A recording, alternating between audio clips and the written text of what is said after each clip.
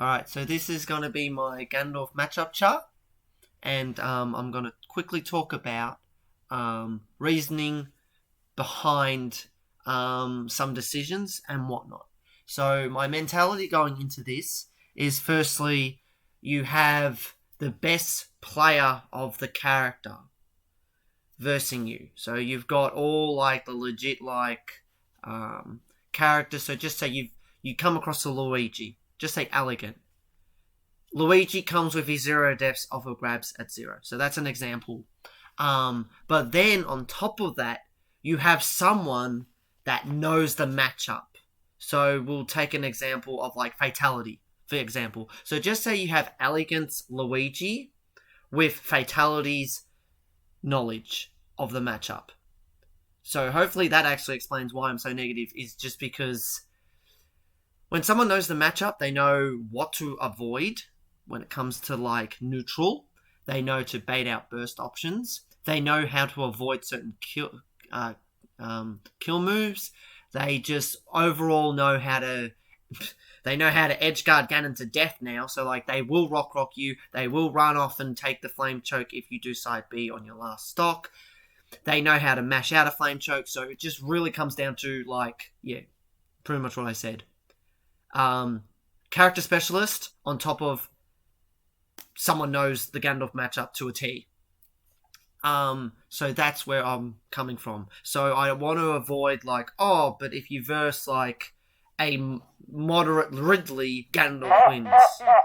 That's true. Thank you for the follow. So yeah, I don't really want to focus on that. I want to focus on best. So like for example, probably the best example for like Ridley is if you come across Adam. He's probably going to body every Ganondorf.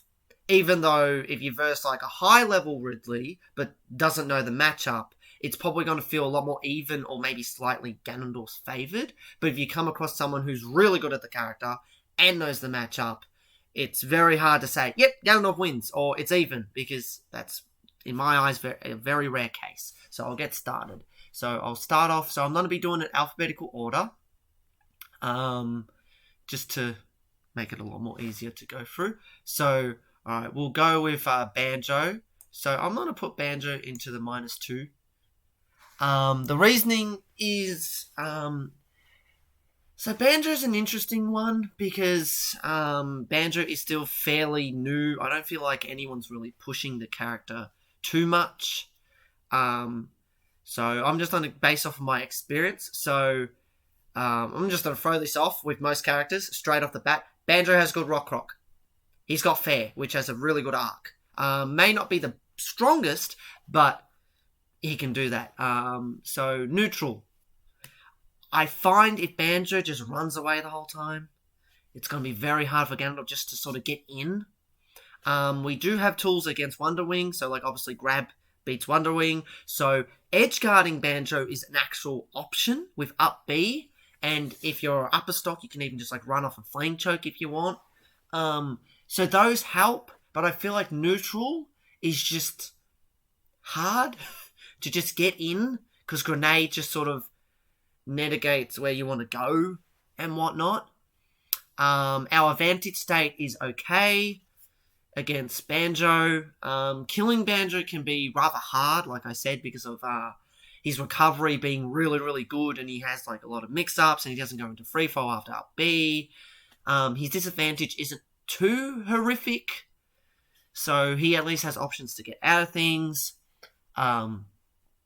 I will say once Banjo is cornered, he doesn't really have many options to really contest us, because our F tilt actually covers neutral get up roll, and all that, so we can actually kill him with that. But again, he's got Wonder Wing, which, yeah, his recovery is just more the trickiness. So I feel like his neutral and his recovery just keeps us in arm's reach to get consistent wins over him.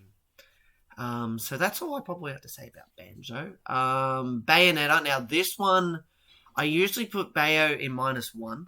But since Litany and Rickles bet the best 2 Bayonettas in the world, you could argue it's even. But I'm going to stick with -1. Just because of if the Bayos knew the Ganon matchup a little better. Now, I don't know how well Mistake and Lima knows the Ganondorf matchup, but I'm just going to wing it and say they probably should know it a little. They probably could always do it a little better.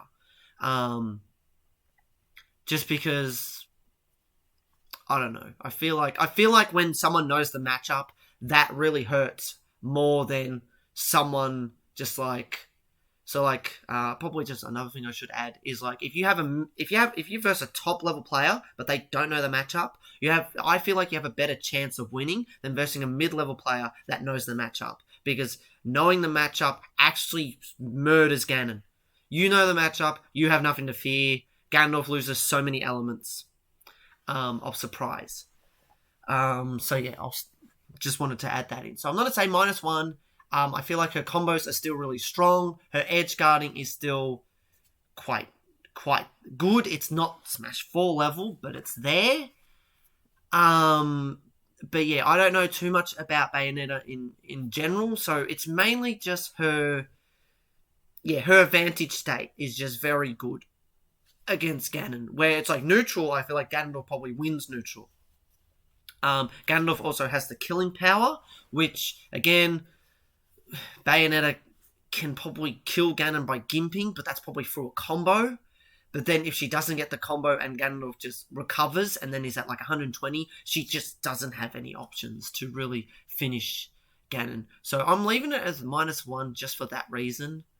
Could be even after the results of Litany and Rickles. But I'm sticking with -1 because I feel like a character can probably always do a little better. Alright, so Bowser. Bowser is a flat-out -2.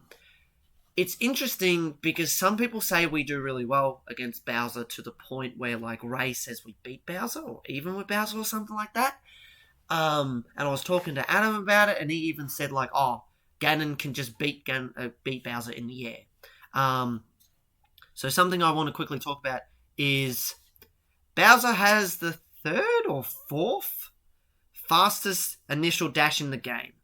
His initial dash is freaking busters as hell. Like, for a heavy, his initial dash is stupidly threatening. Like,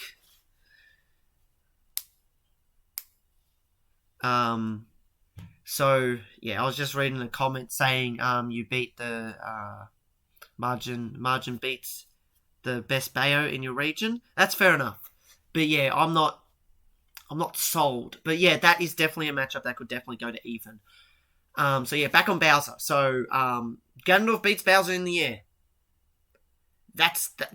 To me, that's not the thing. That doesn't make the matchup at all.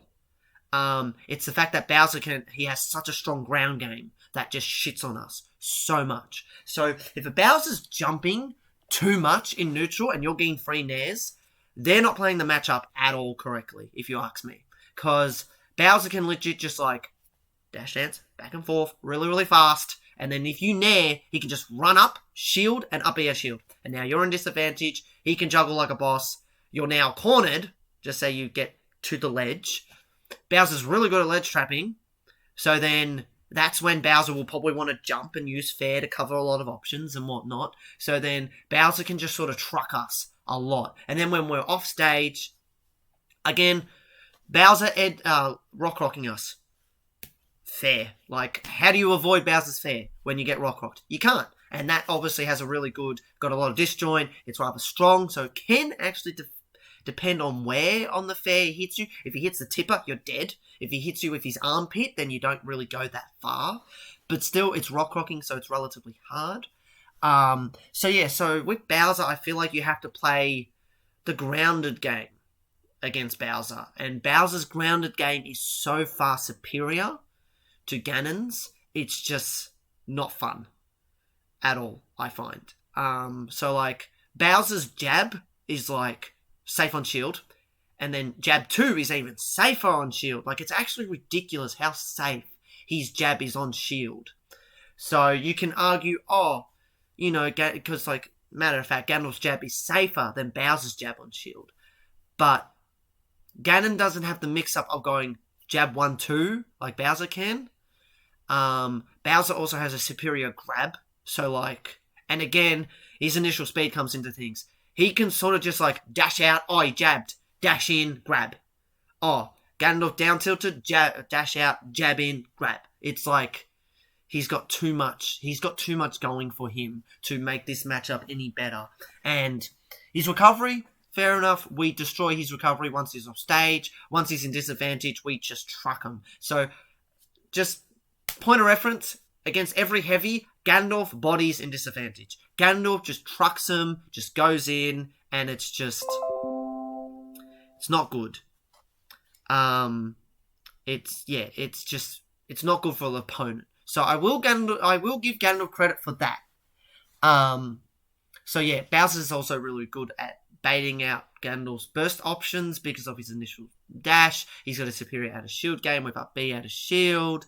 The fact that his tilts and moves actually have intangibility, so that actually helps him even further when it comes to like playing the spacing game.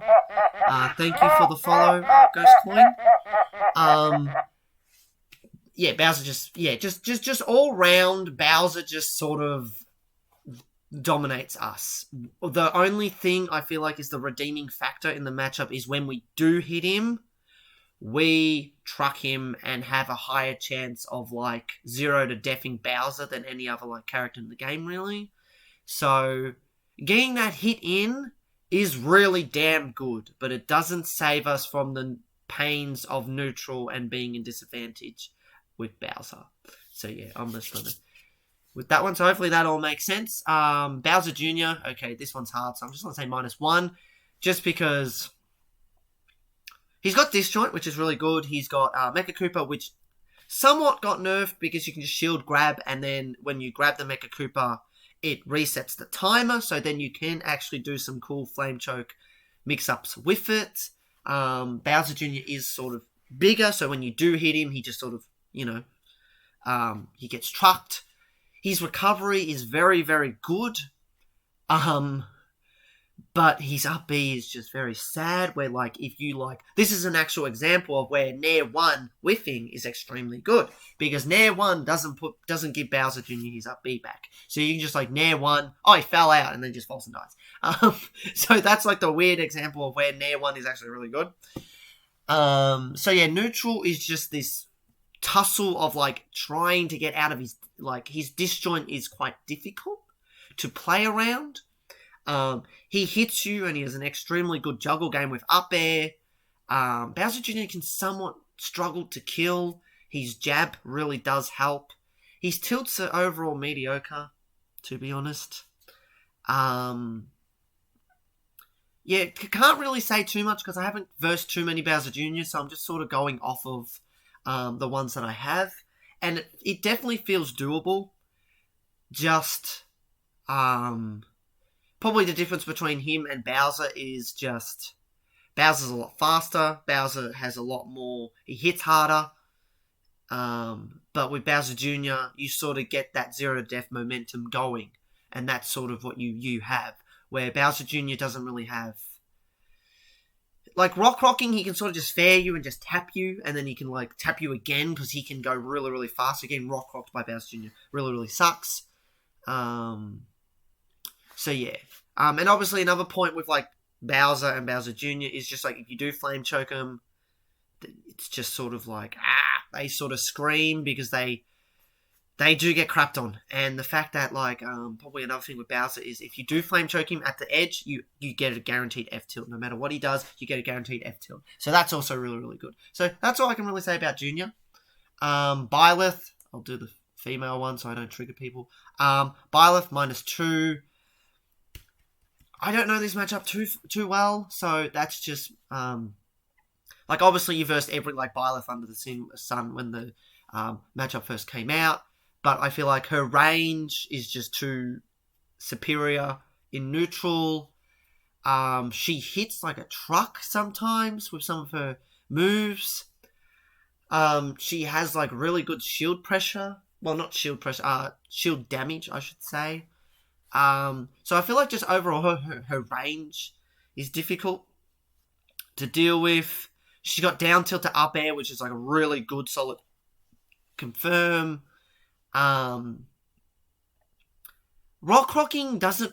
It's a bit iffy because her fair doesn't really cover a lot. And another thing that's actually really good in this matchup that I should probably mention for other characters that actually do this, so like Palutena and Ivy, anyone that has a multi-hit move with their Nair and they cross up, you can up B out of shield them. So that actually really helps against Byleth. If she's ever cornered and she wants to cross you up with that, then you can do that as a safety thing. Byleth can't really land, so that's obviously really helps Ganon. Edge guarding Byleth is iffy because the tether is so huge. But obviously F-Tilt murders her. The fact that we get down smash out of air choke on rollaway, that helps. And that's obviously another thing. Air choke sort of becomes fake when someone knows the matchup. When someone knows the matchup, air choke isn't really an option, which is like another reason why you have to be like, oh, but we get this off of air choke. It's like with Bowser, we get like, Bowser's is like, the only example of where air choke is actually like pretty damn good in the matchup is when you have like a character like Bowser, Ridley, Charizard, and is there someone else? I don't know. I think that's it. Maybe that's it at the moment. Where if they roll away, roll in, or neutral get up smash, if they get up attack, short up, down air. Obviously, the main reason why air choke is fake is because you can delay your options, but I feel like delaying your options, like, because it's sort of just like, oh, it's a 50-50 plus the delay.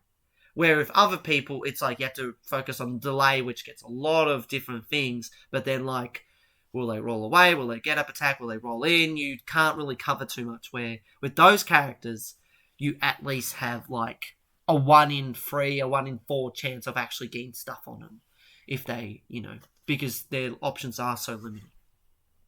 So yeah, not much to say about Byleth. Just probably overall her range is a struggle. Her arrow is actually pretty good against us because just we're slow and that does a lot of shield damage, and then she can be like, yeah, she can just sort of play around Ganondorf's shield very well.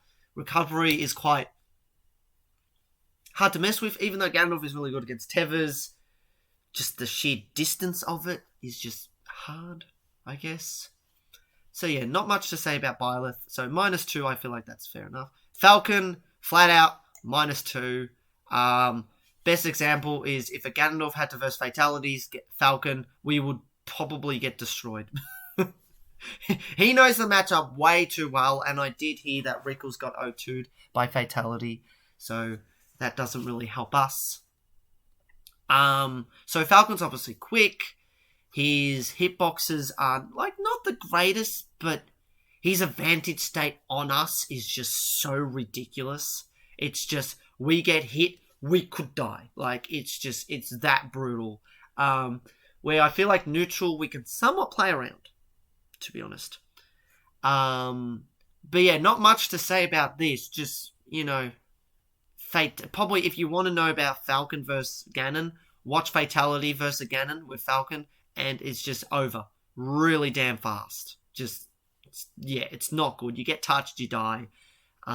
Even like the number one tool that we have, like Nair, Falcon's dash attack, because it's disjointed, it can like win or trade, and that's not the sort of, you don't want to really risk that. So when a Falcon knows dash attack beats, like obviously Falcon doesn't get anything off of dash attack, but now that Ganondorf is in the air and he has to land, and Falcon's so quick, and he can just like bait out an option, grab him, and then if you get grabbed by Falcon near the ledge, then it's like down throw, bear, and you're just like dead. So yeah, Falcon's just got way too much momentum on us. Chrom. Rickles is going to hate me because Rickles loves this matchup. So I'm going to put it as -2. Rickles, I don't know where he would put it. So he might put it even. He might put it -1. I'm not sure. Obviously, he bet Rivers, but Rivers actually went Diddy. And the game Rivers actually did win was actually with Chrom, funny enough. Even though he got janked out, Rickles actually got down aired, and then he got hit by like the sour spot when he was recovered, so he popped up above the ledge, and then Rivers must have known, and he just did F smash, and he died really early. So I just feel like sort of same thing with Falcon. You're dealing with a swordy. The only reason why this matchup isn't -3 is because Crom and Roy are sort of the same. Where's Roy? I'm just trying to, so not to confuse people, so I'm just trying to put them as the same. They want to fly in at ya. They just want to, they want to go in. And even though, like, Ganondorf really sucks in shield, just because they want to go in, you can sort of deal with it, I guess. Like, yeah, I just don't know the matchup too much, because, like, I was watching Rickles and I was trying to understand what was happening, and yeah, just, yeah, they want to jump a lot as well in neutral, which helps Ganon. And then when you're I feel like when you're at death percent and they're jabbing, that's when I feel like that's when the matchup is a bit, like, hard, because it's just like, oh god. Because Ganondorf is so lackluster on the ground. He's got jab, which is really good, but, like, jab doesn't really get us anything. It's just sort of like jab's, like, if you watch Verm, how he uses jab, it's really, really impressive in neutral, but it's more so like, ha, you're shielded, I'm safe. I'm going to see what you do out of shield. That sort of thing. Where if you hit jab, it's like, I guess stage control, let's go. So yeah, just can't really say too much. Like, whenever I come across them, it's on Wi-Fi, so it doesn't help, because on Wi-Fi they legit just, like, hold in an A, and it's just like you're just stuck in shield, and you're just like, oh god, what am I doing? So that can be very terrifying. But obviously, offline, you have a lot more things to go with. So, like, I will shout out A2Z here, where you can do pivot down tilt. That's really damn good against them, because instead of shielding and being like, oh, I'm scared, you can pivot down tilt, and because they just, like, get in on you, you can dash back down tilt and catch their landing. And probably another thing that's actually really good is when you do hit them, you can sort of truck them, and they don't have the best recovery either. So edge guarding them is very possible. Obviously, probably Crom is much easier to edge guard than Roy, but again, Crom is much more consistent in neutral. So I'm just going to put them as the same and whatnot. So yeah, it's I don't know the matchup too well, and that's the problem with this, because, like, there's only so many matchups that I, like, know really well and really confident in to say where they are. But I'm fairly confident these two are -2. People have said, I know A2Z says it's a hard even, but I don't know. I'm not really. I need to see it. I need to see it, because I know Rickles is the best, and I looked him up and I watched him see versus Crom, and he lost. So, like, he did very well, but, like, he still lost. So, like, I'm not really sure. I'm not really sold on it. Cloud, once again, -2. This is going to be a real big theme of the thing. Okay, so Cloud. Cloud has huge disjoint. You can't touch his shield because he has up B out of shield. Another thing that's really, really shit about Cloud is when you do read an up B out of shield or, like, a fair neutral, and you go for Sour Spot dash attack, which is our only kill confirm, it whiffs him. You just push him. So you have to go for the lesser. So, like, killing Cloud actually becomes harder. Like, having that consistent kill at, like, oh, I hit you at 80, 90. Boom, fair, you're dead. You can't do that against Cloud because he low profiles and you just, like, push him and you have that weird bug that happens, which is, like, really unfortunate. And it's not like, oh, you know, Cloud will be doing back air. That's fair enough, but he also does a lot of goddamn fair and up Bs. And the fact that you can't punish that with your, like, main combo kill confirm, I feel really hurts us. Obviously, Cloud's quite easy to gimp now because of our F smash hits so below the ledge, and obviously because it has disjoint, so we can actually space around it now. I'm just putting it at -2 just because he's still got a good juggle game. He can still juggle us. He can still edge guard us fairly well. It's just he can still camp us with limit, and then he becomes faster and whatnot. It's just, I feel like because he has up B out of shield, it sort of cripples us a little bit. Like, I know Ganondorf's not, like, the best at, like, hitting shield at times because he's very shield grabbable with his aerials. It's just, having that option, and when you bait it out, you can still, like, not do anything, and it just sucks. That we don't have our best confirm to deal with it. And again, but this is more my playstyle. I sort of struggle against swordies overall because I'm very much a space-heavy Ganon, where, like, I like to conquer the mid-range game. So then playing mid-range game against swordies, I just sort of go, what do I do? So I will say that. I'm not the best against swordies. Like, funny enough, if I had to go into tournament and the one matchup I do not want to verse, guess what? It's Cloud. I hate Cloud. I hate Cloud. So I'm just going to put that out there. I hate Cloud.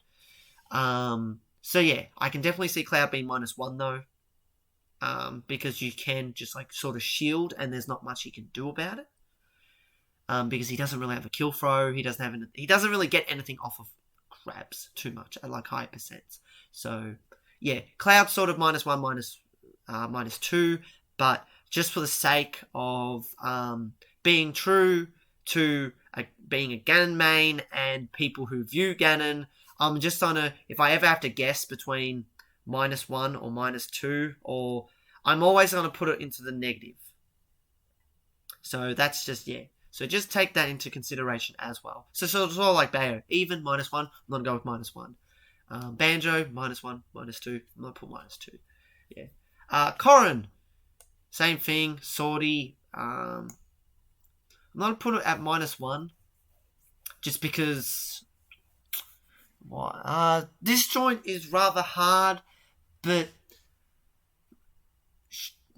she's just.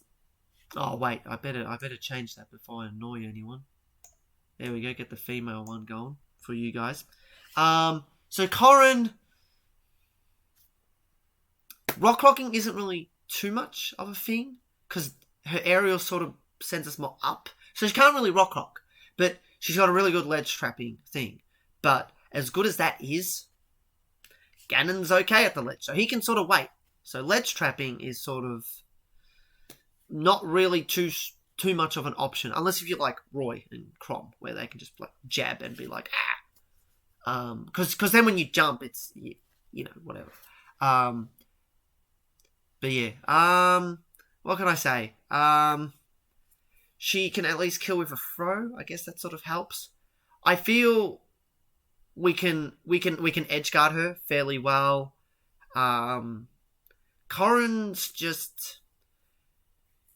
Kourin's ground game is very lackluster. F tilt's not that great. Up tilt's good for juggling, but more neutral wise, jab isn't that good. Thank you for the follow, Cornichu. Hopefully I said it wrong. Corn, I'll just call you Corn. Yeah, so I feel like Kourin wants to jump a lot more, which helps us catching her landings and in the air. Where with, like, Cloud, even though, like, Cloud's jumping a lot, it's just that threat of up B out of shield.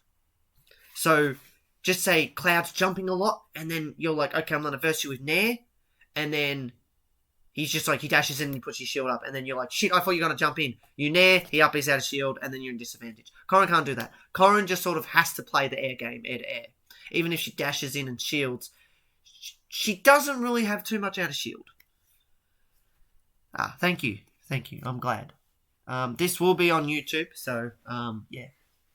Probably should speed it up. Already half an hour in, and I've only done so many characters. So yeah, can't really say too much about Kourin because no one plays Kourin. So, Kourin, -1.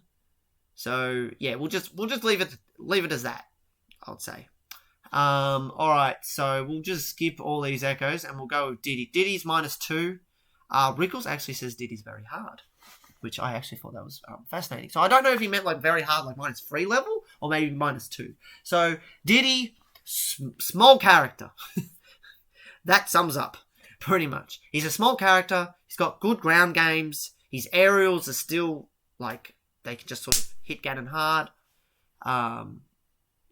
Yeah, Diddy can rock us fairly decently.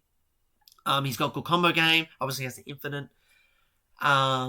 Edge guarding Diddy can somewhat be possible, but a little tricky. Like, it's sort of there, but not. It's like Smash 4, where it's like, oh, Diddy's weakness is recovery. How many times do you see Diddy get edge guarded? Not that often.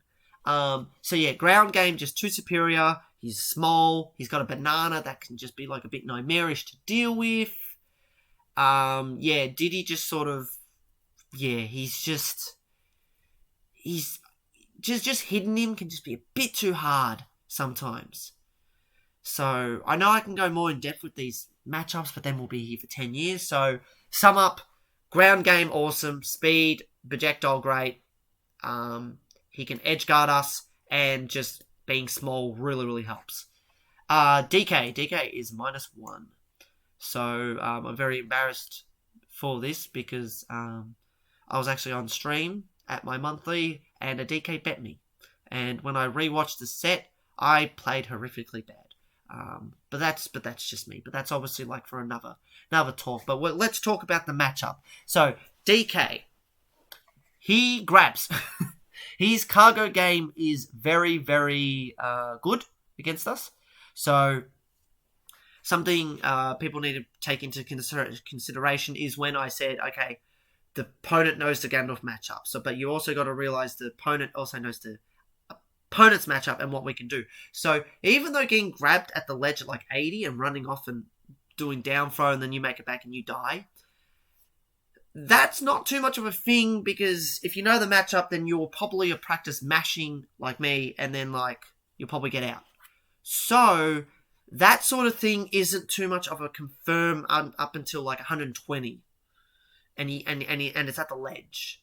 Where if you're getting grabbed at 60 at the ledge and he just like walks off and does that and you die, that's more on you. So yeah, that's not really the matchup. That's just you being bad at mashing. Edge guarding, we can body DK's recovery. DK's recovery is super bad. Sort of even with Ganon's, I feel. But at least he doesn't die from, landing it. DK's also very extremely good at rock-rocking us, because he's got his fair, and that arc, just like, I'm pretty sure Litany said DK has the best rock on us, just because the arc of his fair is just like, it will always hit. Pretty much. So DK mainly wants to grab us. So if we take DK to like Battlefield or Yoshi's, then he has the option of Platform Ding Dong. And Platform Ding Dong kills us at like 68, 70? I could be wrong, but I'm pretty sure that's where I read somewhere. That's just crap. So like, but that's a consistent thing that you have to deal with. So, it's a bit hard. Bit hard to sort of deal with. But pretty much everything DK does on our shield, we have an answer to, which is very rare for Ganondorf to actually have answers over someone. So if he does a Rising Bear on our shield, we can nair in between his two bears. If he does if he does down tilt, then like he doesn't really. DK's not really going to be like F tilting or down tilting too much in neutral, but intangible arms. But like Ganondorf at least has down tilt, which is like I feel like we can outpoke. We can play the ground game a little better than DK can. Because, as Litany said, thank God for the boy, because I was sort of struggling with the matchup until he actually said this, view the neutral as if you're versing the Ditto. You both want to dash attack a lot, and as soon as you view it that way, holy crap, the matchup gets so much better. So just pretend DK is like a weird Ganon in neutral, and then the matchup's so much easier. Because if DK like dash attacks on your shield, just say up close, you can nair out a shield, perfect. If he hits it with the later hit, respect it, get out of there. And I was lucky enough to watch Verm versus one of our best DKs here, Dr. Anus. That's right, Dr. A and then Ness, this character, this son of boy, verse. And he was doing fine until he got hit by a very late dash attack, and then he got bear to bear to bear to bear, and he died. So that's what DK can do to us. But like, I feel like that's rare enough that it doesn't happen too often. So yeah, we have answers to DK's stuff, and our advantage state is really good. The only thing that's making DK beat us, for me, is he can kill us a lot more consistent than we can kill him. Like, he's got a lot, like us is just edge guard him. That's pretty much it. Where DK, he can grab, he can like hit with a south spot dash attack, he's just got a lot more things, and then he can rock, that sort of deal. Okay, Dr. Mario. Hey, let's go. Ganon wins this matchup. Why? To be honest, probably ask Litany. So I'm not 100% sure. Like I know the gist of it, but if I had to actually put it into effect of why we beat him and show people why, I probably can't. Other Ganons can do that much better. But what Litany said is, once you have the lead, you've won. There's nothing Doc can do. You legit, like, if you play neutral really, really, really slow and just pretend you're Ray Calm where you just, like, stand still, you win. He doesn't do too much. We beat him. We have a better neutral. When it comes to neutral, we actually out-neutral Dr. Mario. His recovery is actually our level of bad, so that's excellent. Doc has a few things to worry about, but his range is not really scary. The pill tricks can be a little thing, but once you learn about the pill tricks, he doesn't really have too much. It's just more, we win neutral. His advantage state isn't too broken against us. Yeah, that's all I can really say. Probably ask other Ganons to actually showcase why. It's just, Doc just doesn't have the range or disjoint or whatever to deal with us. Okay, Duck Hunt Dog, I do not know this matchup at all. I don't know this matchup at all. But if I think Raito with Fatality's mentality when it comes to the Ganondorf matchup, I feel like this will be -2. I would like to just go off of Duck Hunt can sort of struggle to kill. But I'm not sure if that's the case with us. So it could be -3. But I'm going to stick with -2 just because I just don't know the matchup too much. Duck Hunt Dog is -3, -4. Well, that's fair enough. But yeah, I'm sticking with -2 just because, he's got range, he's got the can, he's got, he can control neutral, it's very bad. But Duck Hunt Dog, recovery, not the greatest. So we do have that. Ledge options, again, not the greatest. So we can at least, once we have that advantage state on Duck Hunt, I feel like we can do some things. But, again, neutral is just very hard. Being in disadvantage is very hard. It just feels very hard, but it's just not crazy hard, I guess. But yeah, I just don't know the matchup too much. I've come across 2 on Elite Smash. And I bet one and I got flogged by the other. So, yeah. Falco. Falco's an easy one for me. Ganondorf can't do anything about Frisbee. If you shield it, it would most likely poke unless you angle your shield. That doesn't happen anymore. Because they buffed our shield. So, yeah.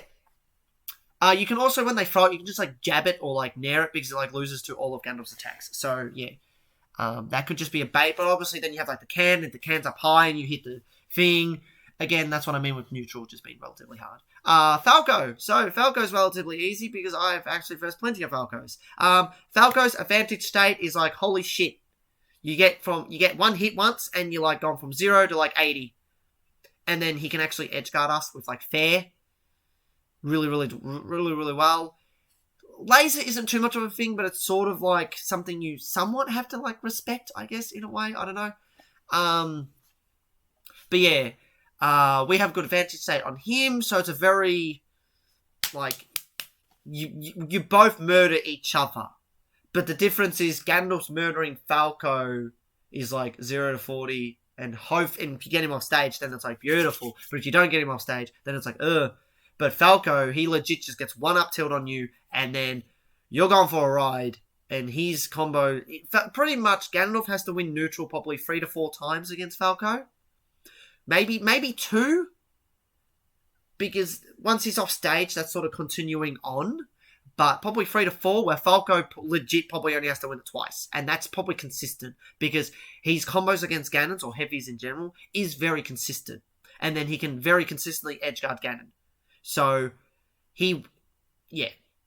So, hopefully that just makes sense. Falco is just a lot more consistent in the advantage states. Where, Falco hits us once, we're crying. Fox. Fox is -2. Now, this is an interesting one, because people think it's -1. I'm sticking with -2.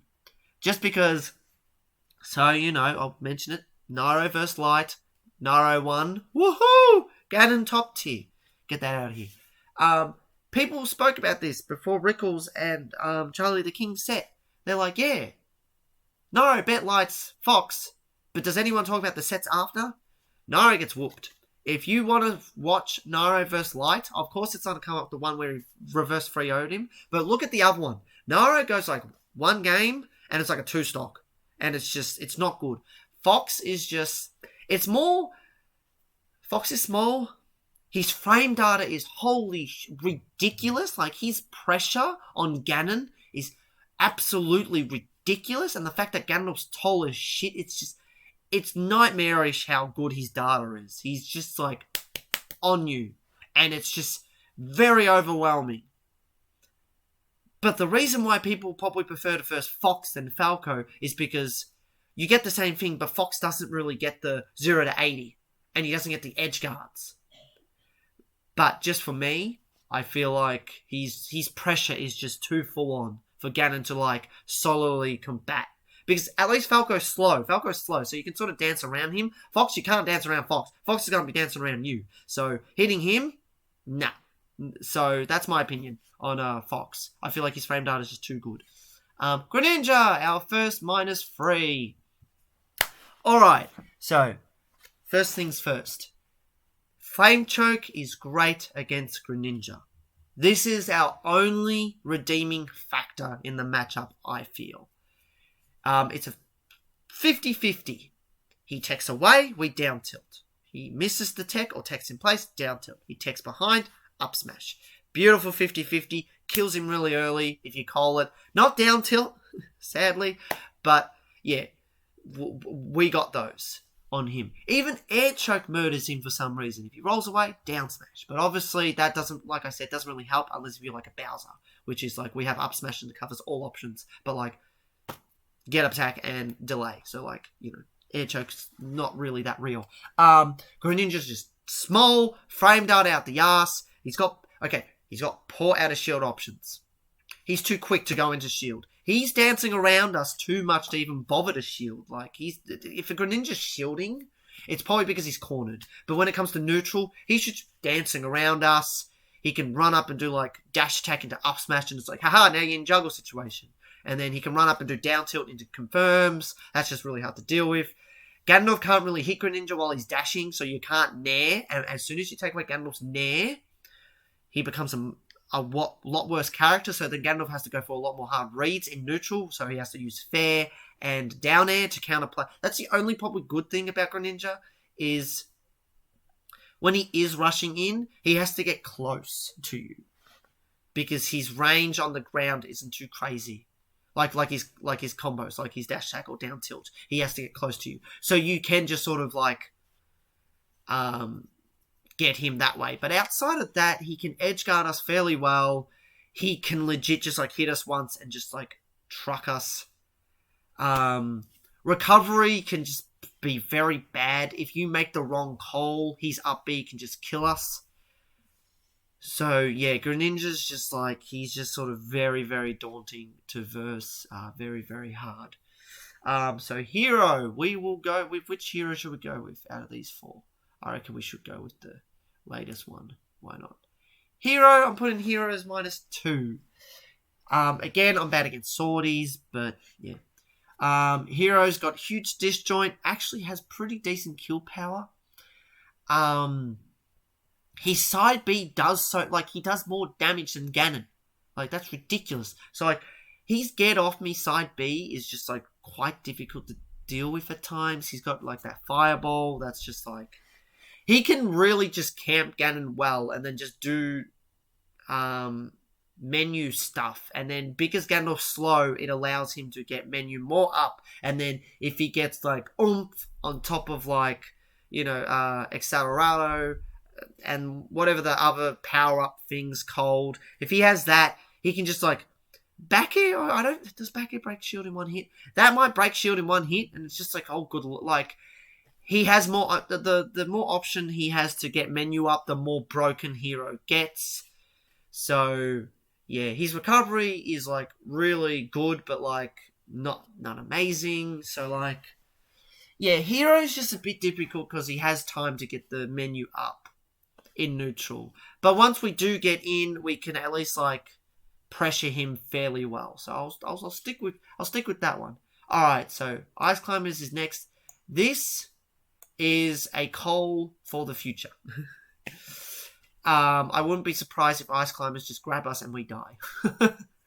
But we at least have some options. So like, depending on what Ice Climbers are doing, Flame Choke is out of the question when there's 2 Ice Climbers. Don't Flame Choke them, you're just going to get hit. You're pretty much asking to get smacked. If you're going to grab them, go with up B. It separates them very, very well. You can just grab them and do forward throw, and then the forward throw hits the other one, and then they go far. That's alright. I personally just prefer up B, just because it's like, if the other one's shielding, then they just like got a shield, and then they can like try and hit you in your end lag, but then they're separated, so they have to dash over. Yeah, so Ganondorf actually can deal with them shielding.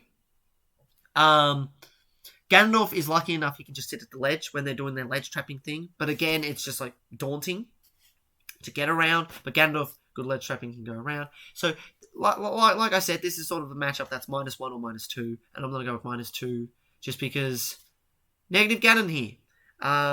Okay, so Ike, shit. Oh, Ike's a tough one.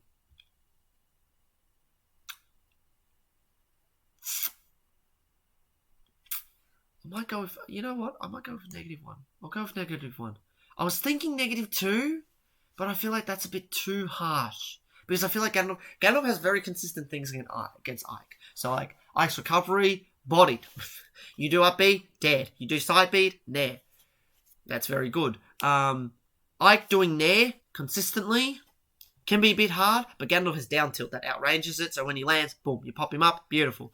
Ike can only throw out one aerial while he's in the air, so again, Ganondorf can just sort of like down tilt, you're in the air, see what he does, hit him, and it's just like really good. It's just that Ike has a lot of like confirms, and like nair is that strong of a move, and just like everything he does, you know. But yeah, I'm actually being positive with this one. I would have probably put him in -2, but I'm going to put him in -1 because like up it. Yeah, Ike's just very simplistic. You know what he wants to do. Ganondorf also has burst options that allows him to sort of like bait out Ike's options and just sort of go in on him because he isn't the fastest either. Yeah, probably just Ike's disadvantage just like sort of keeps Ganondorf in it. Incineroar is up next. Here we go. Incineroar. -1. So just flat out, just got to say it. Neutral is very funny. It's a very cat and mouse neutral. Just no one really wants to commit. Yeah. If he hits us, it's sort of that even mark. Really, it's like that sort of even-ish matchup. But I feel like Ivy, the one thing that Incineroar has over us is he has down tilt and up air, which will just juggle us for days. So he's got a very consistent jungle game. Ganondorf doesn't have that insane advantage state. So they're very similar. Everything's very even. But when it comes to who gets more consistent advantage, Incineroar. His advantage state is a lot more consistent because up air and down tilt. Neutral might be slightly towards Ganon because he's quicker and he's got bigger hitboxes, but that's more just like poking. That's just more poking the person. Yes, it is. Reverb. Reverb?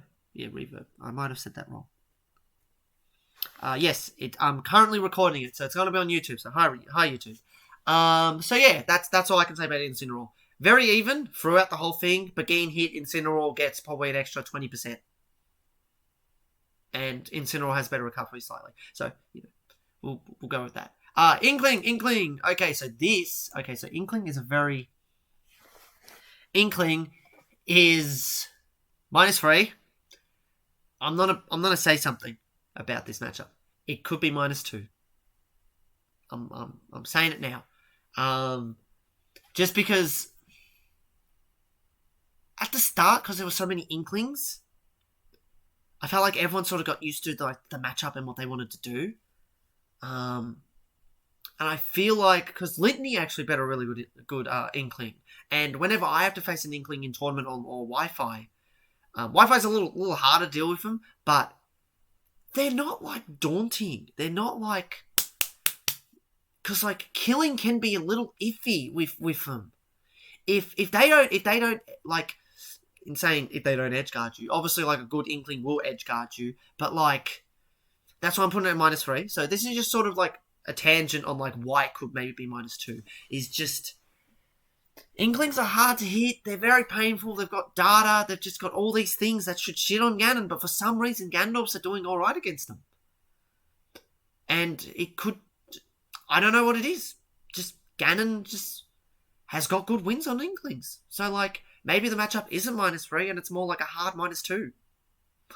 But yeah, so that's just my theory. But we'll just go with the weaknesses. Small as shit, grab combos, edgeguard us out the ass, amazing recovery, huge disjoint, back air. Back air the move. Roller, not really a thing anymore, so, you know, we'll just go with that. So, like, Inkling really makes a lot of sense. Why? I think Inkling's the sort of character, like, sort of like how people say, oh, Inkling's really good. Top 10. But no one's getting results with him. So maybe there's just something there with Inkling that no one's really realizing that maybe they're not as good as people are saying they are. So, yeah. So yeah, I'm just going to leave it as that. But yeah, that matchup could be like a -2, but I'll go with that one. Okay, Isabelle. I'm going to say -2. So she keeps us out really well, even though she's like a bad character. Her forward air and back air, the slingshot can really shut down Ganon. She hits us once, and her like edge guard is just like really brutal. Just like you just want to cry a little bit when you do get hit. And her ledge trapping is actually like good, but again, Ganondorf doesn't have to really worry about that. Like you have to have like an S tier ledge trapping to like really screw over Ganon, which not many characters have. She's rather small. Her recovery is really, if you don't get janked, like if you verse an Isabelle and they're off stage and they're falling, and then they do the fishing rod and you run into it and you get grabbed and they throw you off, that's your fault. That's them being cheeky, but at the same time, when they do that, they have to commit to that, and they fall all the way down, and then they have to up B to the ledge, and they don't have much movement when they're in their up B, which you can just like reverse up B them, you can like aerial them, you have a lot of things, and then if you're not really confident in that, when they're coming up, do ledge drop, double jump down air, you hit the balloons, and you just like hitbox, and more times than not, you can actually two-frame them pretty consistently if they don't go up on the right angle. If they go up, I think they have to be, like, riding the stage. And if they do it, they just sort of snap to the ledge better. But if they go straight up or on a little angle into the stage, then they just get down-aired. But yeah, I only put this character at -2 just because she's got decent setups. Ledge trapping, small. Flame choke's alright against her, but like, yeah, it's just it's a tough one. It's a tough one. Oh yeah, and I'm not doing Pokemon Trainer by themselves because that just doesn't make sense. Joker. A lot of people will probably disagree with this, but I put Joker as -3. Now, the reason is for this is because Joker is small. You know it's bad when we're optimistic about -2s. Yes, pretty much. Joker's hard. His frame data is ridiculous. Like, normal Joker can really, like, mess us up just because of his speed. I feel like a lot of people, when you come across a mediocre character that bodies Ganon and they're jumping into us too much, of course the matchup's going to feel alright. But if Joker plays the grounded game and just uses their dash and use gun and just keeps us out, it can be quite difficult if you just dash dance with Joker, Ganondorf has to legit call in his dash-ins to hit him with jab or down tilt. Because Joker's probably not going to jump a lot. And his advantage state on us is ridiculous. And then, like, Joker's ledge trapping is fairly decent, not broken. We can definitely work around it. It's mainly our boy Arsene. Oh, God, you're at 50, you get hit by one back air. My bad. You're off stage. You're done. There is, like, if the Joker knows what they're doing, you're dead. Flat out dead. Even if you're smart, you're just dead. I feel like a Joker should be able, just like with Arsene, should just cut off every option you have once you're off stage. You have to do some sort of legendary stupid shit. Like, there's that clip that I had on YouTube where I just fell and I knew he wanted to double jump back air and I went behind him and did a reverse up B and I got him and then that allowed me to recover. If he didn't double jump back air and he just went up, I went too low to recover. That was just me calling out what he wanted. So there are situations like that where Ganondorf can sort of sneak out, but like, yeah, he's just too nimble. He's just too nimble. Vantage state's ridiculous. And like, even though Ganon just sort of hits Arsene away now, it's just normal Joker, at least he just gives us too much of a hassle. Yeah, he's anyone with a really good ground game gives Ganondorf such a hard trouble. But it's also the fact that he's just small as well. He does any move and he just like ducks. And it's just like Ganon can't deal with that. Even his dash, he ducks things. And it's just annoying. So yeah, -3. We just sort of... We just sort of just can't do much. His frame data just, yeah. It would probably be -2 without Arsene, but as soon as Arsene comes out, I know people are just like, oh, you can just nair still, but like, the only aerial we lose to is his back air. Well, that's all they're going to be doing, so like, I don't feel like that's an actual argument. Alright, so, Jigglypuff. Jigglypuff's -1. This matchup is just like, we both murder each other, but Jigglypuff's murder is a lot more consistent. That's pretty much all I can say. Yeah, Jigglypuff just edge guards us. She has to get close to us. That's why Ganondorf is actually good in the matchup. She's slow. She wants to be more. She has to be in the air because she has no like ground game. So Ganondorf can just like somewhat out neutral her quietly. It's sort of even, but maybe slightly Ganon just when it comes to neutral. But she gets us off stage and we die. So like that's why Jigglypuff's just she's just got a lot more advantage thing when it comes to that. Ken is -1. So the reason for this is, now I could just be wrong, but I have versed the best Ken in Australia.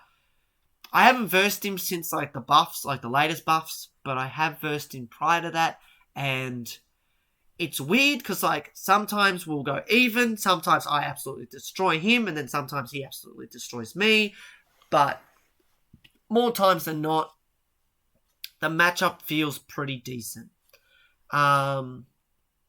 Ken's hitboxes aren't too scary, so we can at least challenge him with that.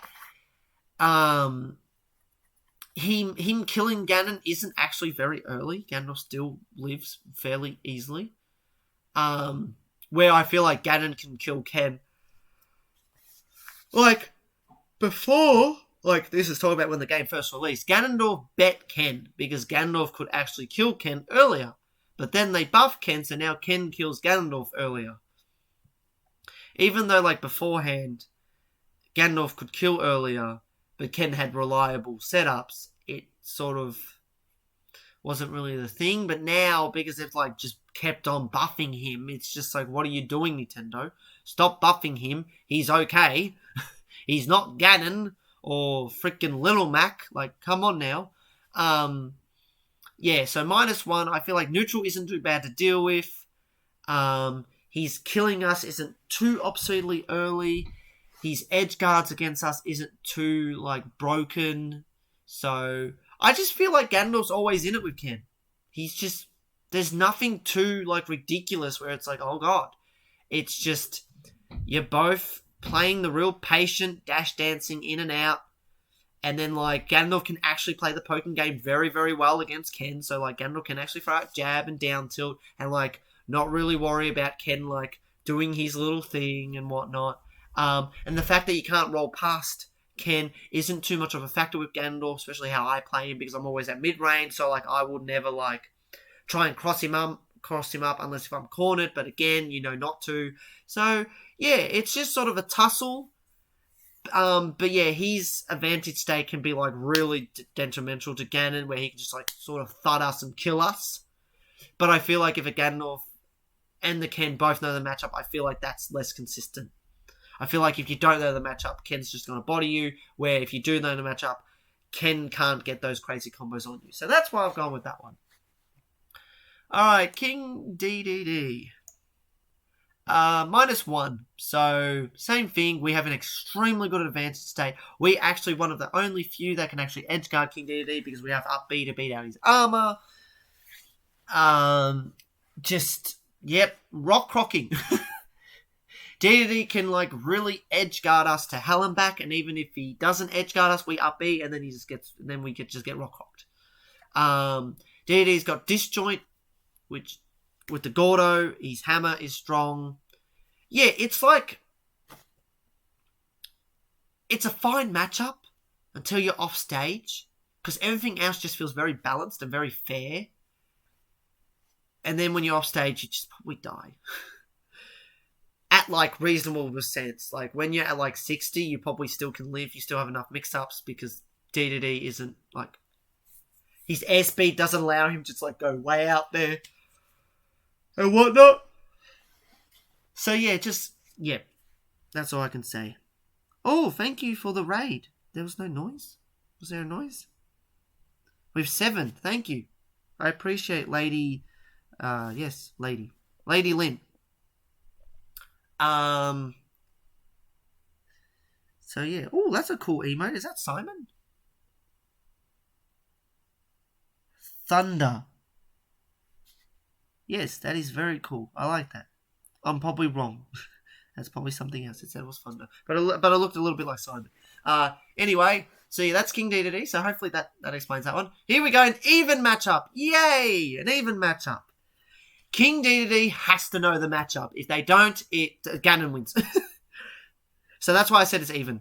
Because bad King K rules will get their armor broken pretty much every game up to like 2 to 3 times and it's over. And it's just like, what the hell? So yeah, anyone that comes across the King K rule that doesn't know the matchup, you probably think, oh, Ganondorf wins. Which, get out the way and put Pikachu at -4. We'll get the Pikachu. Don't you worry. We don't want to just depress ourselves too early on. Yeah, exactly. If he does a bad nair, which, again, King K rules don't do get-off nairs against Ganon, because Ganondorf doesn't have combos where get-off-me nair is that prominent. Ganondorf doesn't have combo, like, you don't need a combo breaker nair, because there are no combos to break. So any solid King K rule will land with a nair, like on your shield, or they'll land with fair. They're not going to openly show their belly to you.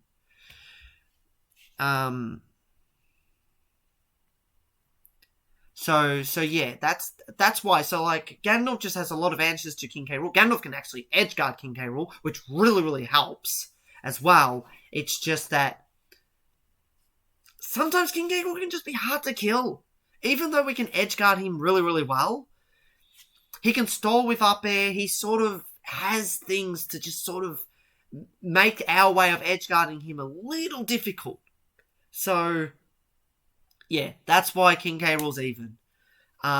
We have plenty on King K rule, but if King K rule this is probably like one of only few matchups where knowing the Ganondorf matchup actually helps out stupidly amount. Where if King K rule doesn't, King K rule's +2 for Ganon, because holy crap, Ganondorf can really body King K rule if they don't know the matchup at all. So yeah, but going off of what I said at the start, if they know the matchup and versing the best, so like I'm lucky enough that I live in Australia, so I have Ben Gold, but I haven't versed Ben Gold. Ben Gold lives in another state. So if I ever verse Ben Gold and see how it goes, then maybe I can be like, oh yeah, it's even, it's -1, +1, blah, blah, blah. But at the moment, I haven't versed him.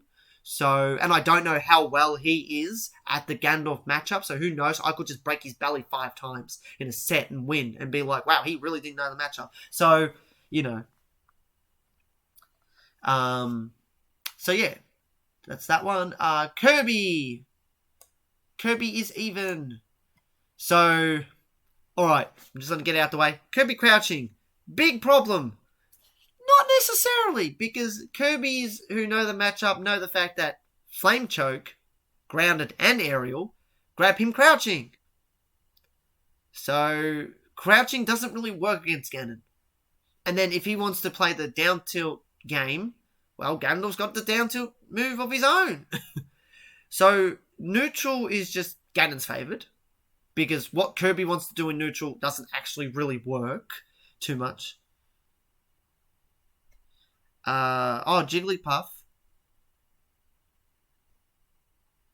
So Jigglypuff is -1 just because we both murder each other, but Jigglypuff is more hers is more consistent. Her murdering us is a lot more consistent. So yeah, that's why I put Puff as -1. So yeah, crouching. So I'm just going to say this, so for anyone that doesn't know, anyone who has like the crouching game, they get flame choked. Aerial or grounded. The crouch doesn't work against Ganon. So like, sure they can crouch under our grab, but we can flame choke. And then you got to think of how much does Ganondorf get out of flame choke against Kirby? We get a decent amount on it. Aerial and whatnot. So yeah, so it's even. So like, Ganondorf just sort of plays the neutral a lot better. The only thing you have to do when you're Ganon, when you are versing the Kirby, is you have to be patient. If you run in like an idiot, you're going to get bodied. Kirby matchup is extremely lame. Extremely lame. And if you play extremely lame, it's even.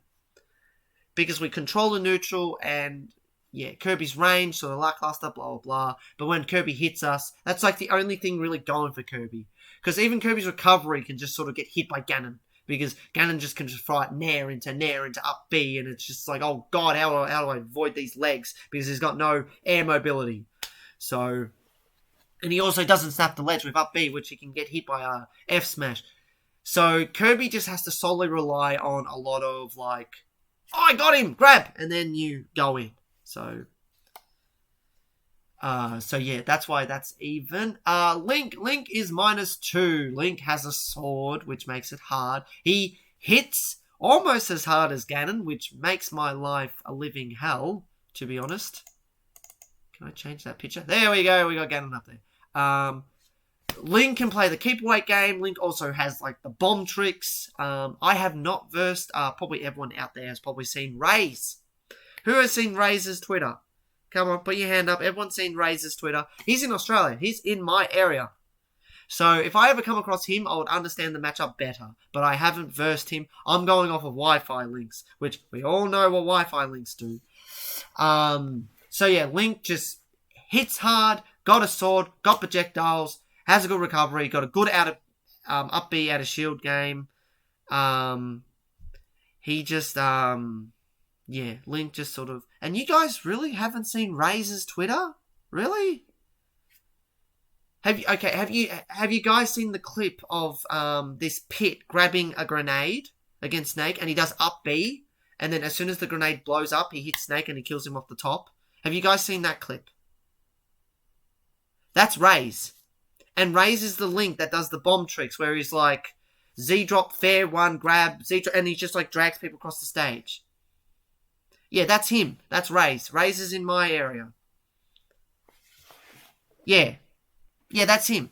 The angelic missile. That's him. So you guys have heard of him. So yeah, he's in my area, so that's when I can learn the matchup a bit more. But I haven't versed him, so I'm going off of Wi-Fi links and the links I've versed in tournament. Link also has an amazing tech roll, which really doesn't help us. Link also avoids... Here we go. This is why I have this up. Link also avoids... So know how if you air choke someone on the platform... This one. If you air choke... Yeah. Avoids air choke platform 50-50. There we go. He avoids it. He has extra intangible frames.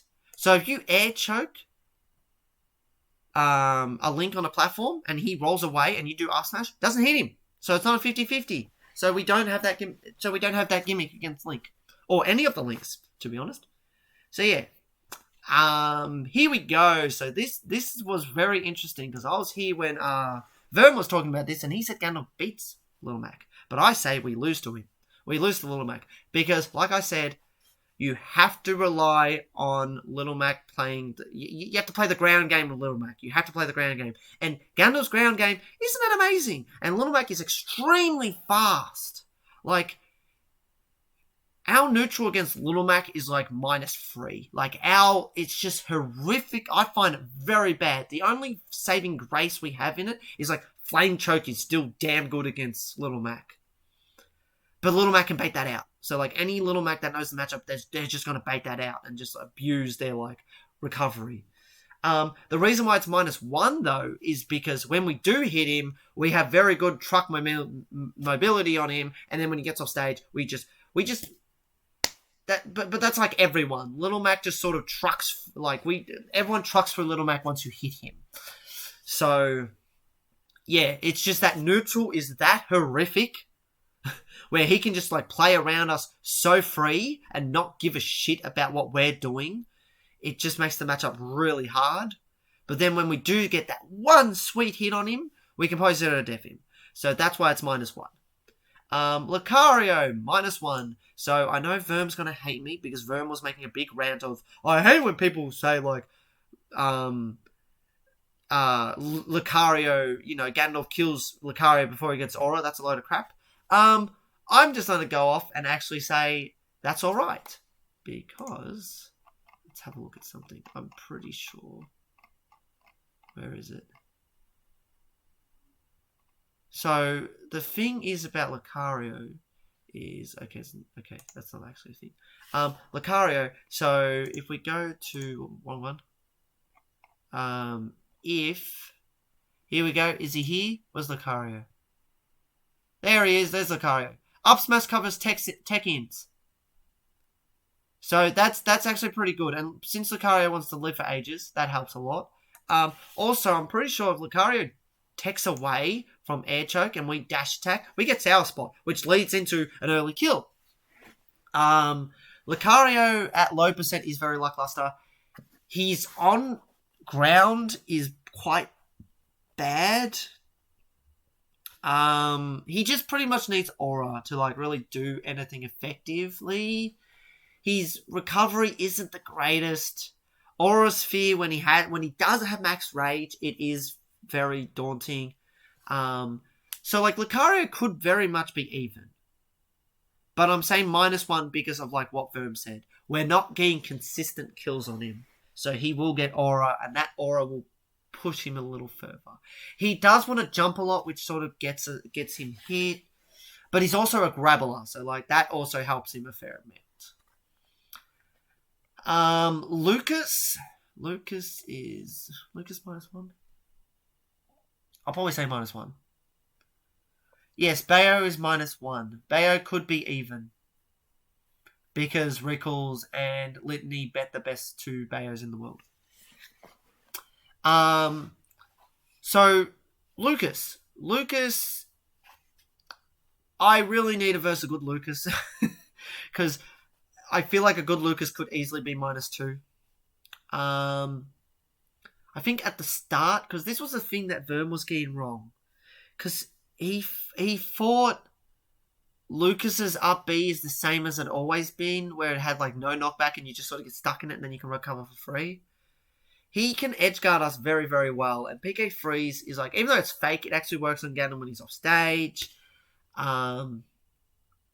It's more the fact of, even though he's got good disjoint and whatnot,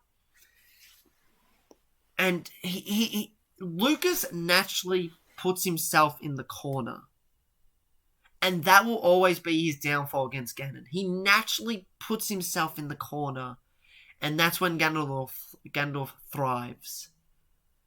So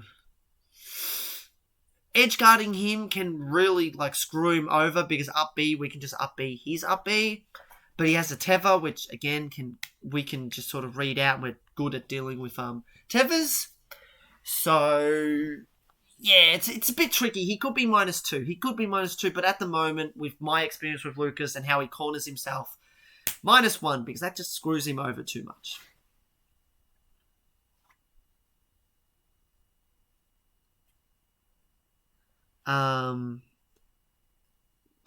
Okay, Lucina. Now, people may not believe me when I say this, but Lucina's -3 for me. So, this is the crazy thing, because you think of all the people that are in -3, and you just think, okay, they've got bullshit factors against Ganon. Lucina's biggest bullshit factor about Ganon versus Ganon is the fact that Ganondorf has no right to ever hit her. She's just like, she just controls everything and does everything Ganondorf does, but better. Like, way, way better. She may not, like, 0 to 80 him, but good luck landing against her. Good luck versing her frame data. Good luck recovering against her, because she can easily just rock us. Or if she mucks up the edge guard, she rock rocks us. If she doesn't muck up the edge guard, we die very, very early. We sort of have no right to ever hit her in neutral. She just has such solid tools. She can play the air game. She can play the ground game. She can kill us relatively early. She can just, like... We just don't really, like... It's weird because, like, you can argue, oh, can't you just, like, do the Crom? Like Roy, where, like, pivot down tilt her? Not necessarily, because she's got airspeed. And then you think, oh, but like Ike, you're catching his landings. She can do rising fair and fade away, or falling fair, and then you have to call out that. It's just that she's got so many tools in neutral that just, like, is so hard to actually deal with. Like, I know Rickles says Ganondorf does well against swordies, but I feel like she's got so many mix-ups with rising aerials, landing aerials, her ground game, her speed, her tilt game, just like everything just sort of... Ganondorf has to make such hard reads just to get a hit in is just too much. So I feel like she's like the most fair -3. She won't, like... You versus mediocre, like, probably the thing that the reason why this matchup is probably as hard as I think it is because if the Lucina knows what they're doing against Ganon, you're not going to hit her. Yeah, everything she has just destroys him. It's so hard to, like, know what to do at the right time because she can do anything in neutral and it's so effective. So... she's probably the easiest -3. Actually, maybe not the easiest.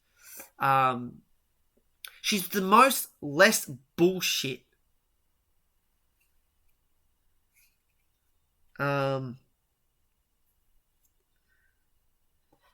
Yeah, so like, with the parrying thing, yeah. Which is fair enough. But yeah, just Lucina's just got so many options to just, like, chip away at Ganon. And if she plays the chip away game with Ganon, and then Ganondorf is forced to play the chip away game against her, and it's just... Ganondorf's chip away game sucks. Because it relies on, like, a lot of, like, simple reads and conditioning, but then you can't do that because you have to consistently make reads to just hit her. So that's why I put her like that. Alright, Luigi. Okay, this is where people got really confused. Luigi is -1 is because Luigi is so grab heavy. It's just his neutral and, like, thing is just so, like, simplistic, and you know what he wants to do. So, like, whenever I verse a Luigi, they, like, short hop fair to fast fall Z. Ganondorf's burst options beat that. Ganondorf can whiz kick through his landing Z. He can dash attack through his landing Z. So you have to, like... It's just the fact of, like, if you get grabbed by Luigi, you get 0 to death and you die. And then, obviously, another factor is Luigi's got, like, a combo breaker down B. Well, Ganondorf doesn't really have combos. So, that tool is sort of out of it, but if you have a Luigi that, like, panics and does it, then he's just going to get shitted on. Yeah. Just, I feel like I feel like this matchup's got a lot of room to grow, is because I feel like playing neutral with Luigi is where we're fine. And if you have the patience to deal with... Oh, just one moment. Close my door. I just feel like with Luigi, if you play neutral correctly and you play around the grab, I feel like we're actually in it. I actually feel like we're in it when we play it correctly. But yeah, the 0 to death is very, very hard. It can be very, very daunting. But if we just if you play the matchup as if it's like Kirby, then it feels like -1 to me. But that's just me. That's just me. And obviously, like, he's got rock rocking.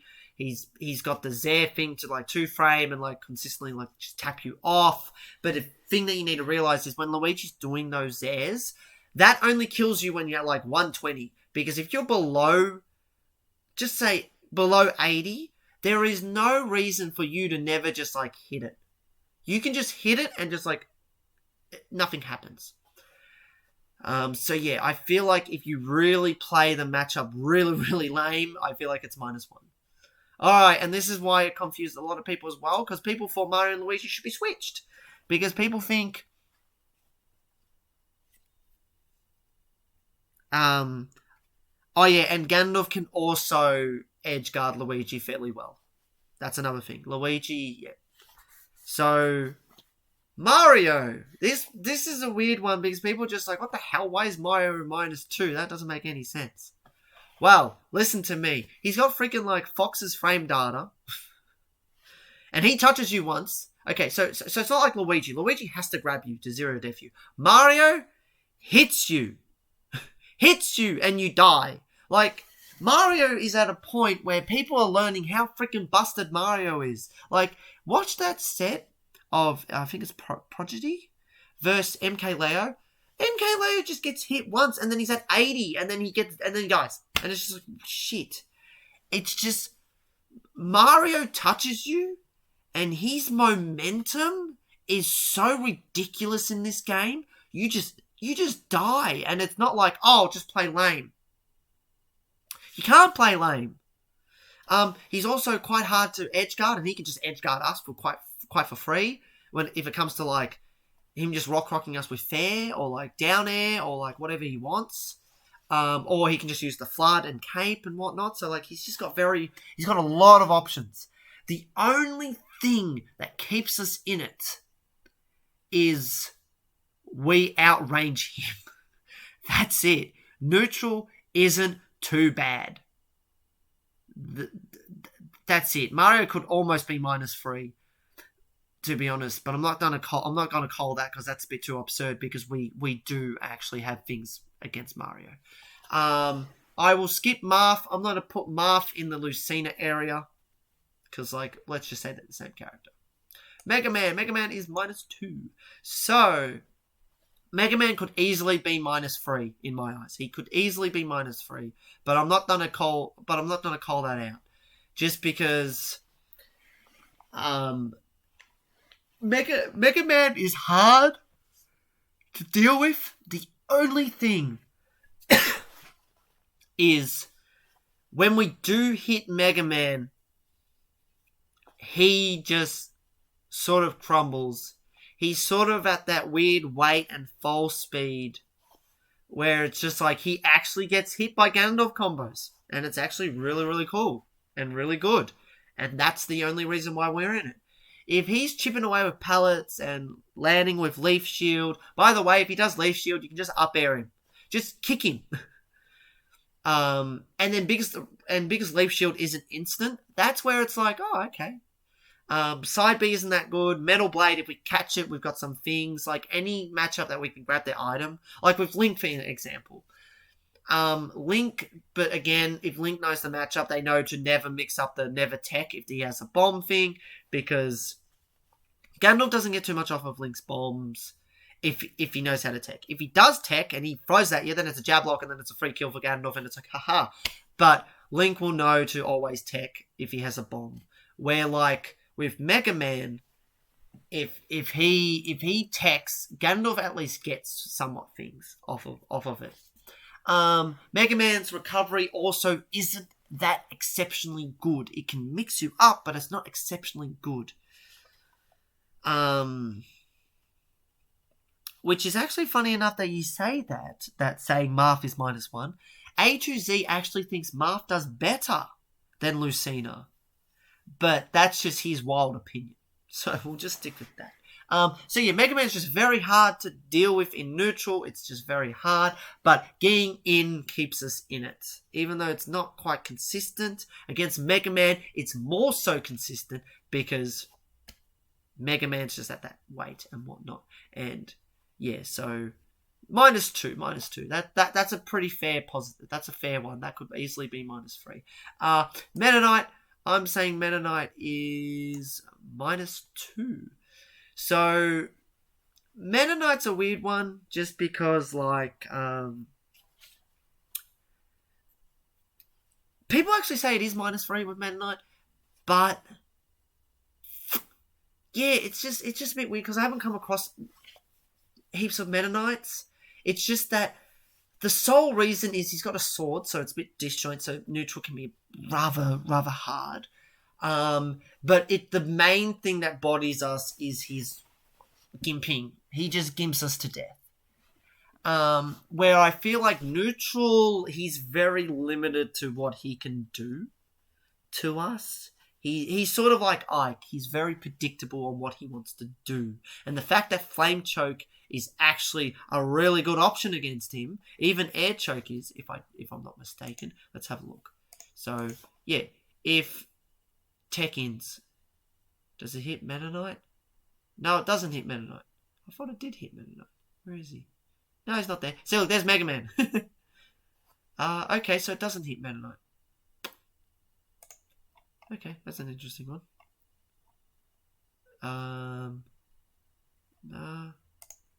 Where's this one? See, and there's Mega Man again.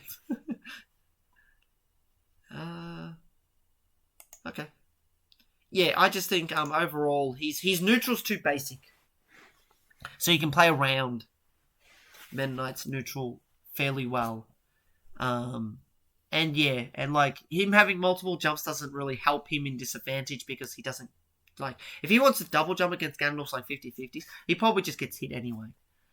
So yeah, Meta Knight, no, like I know that's not really explaining it, but yeah, I'm just saying -2 just because yeah. Hopefully these are making sense for you.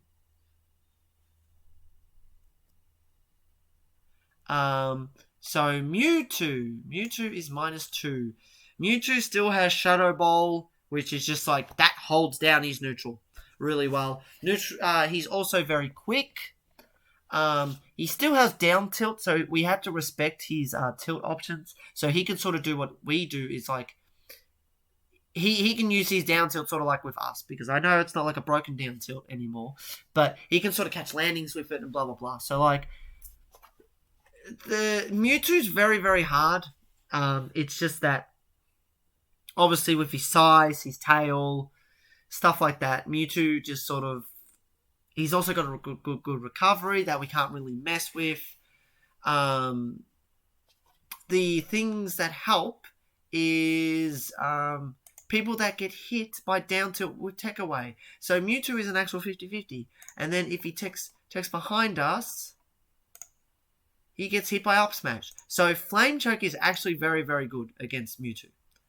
So yeah, so Mewtwo's speed, down tilt for catching our landings, edge guarding and Shadow Ball is just like really daunting, but him being big and light, Ganondorf at least has like things to go off of. But yeah. But like I said, you got to also factor in like rock clocking and all that stuff. So just remember the things that I said at the start. The person knows the matchup. So you not only are you versing the best Mewtwo in the world, but you're versing someone that knows the matchup as much as Fatality. So you got to remember those factors. Me Brawler. I have not versed the best me Brawler in the world is Ghost from Australia, but I have not versed his me Brawler. So, but what I have gathered is he's sort of like a Mario. Like, the things that we abuse off of Mario. But he doesn't have Mario's ridiculous combo game. And his recovery isn't too crazy good. So I feel like that's a solid spot. I feel like just pretty much taking in everything I said with Mario, but minus the crazy zero deaths. So, but again, I probably have to verse Ghost to know what it is. But I feel like not many people would know this matchup. Me Gunner, this is easy, -2. They just control neutral. They just sort of do their thing. It's just, yeah. Neutral's very, very hard. We get a hit in there, we can chip away, but neutral, just good luck getting past her projectiles and just, yeah, the missiles are freaking, they're nutty. It's just like, why is this like so spammable? And then you got poor Samus, and Samus is like, why can't I have your missiles? Jesus.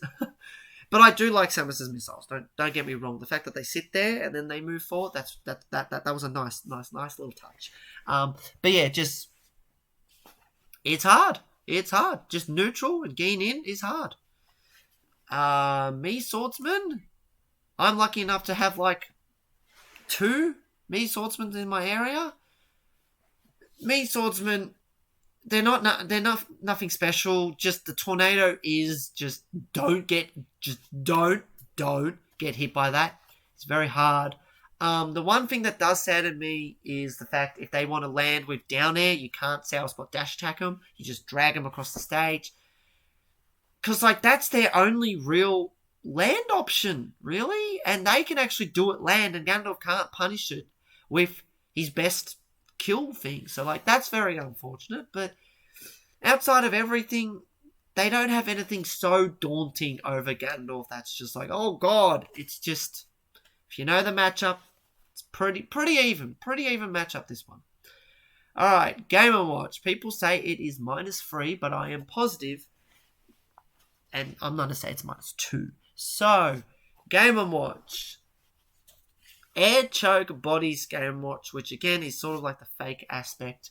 What about Grounded? Grounded Flame Choke. I believe Grounded Flame Choke is, yeah, Grounded Flame Choke is pretty decent against him. Yeah, so like with Game & Watch, so I'm very lucky that I have Extra. So Extra is the best, well, used to be the best player in Australia. He clearly was in Smash 4, and he played Game & Watch.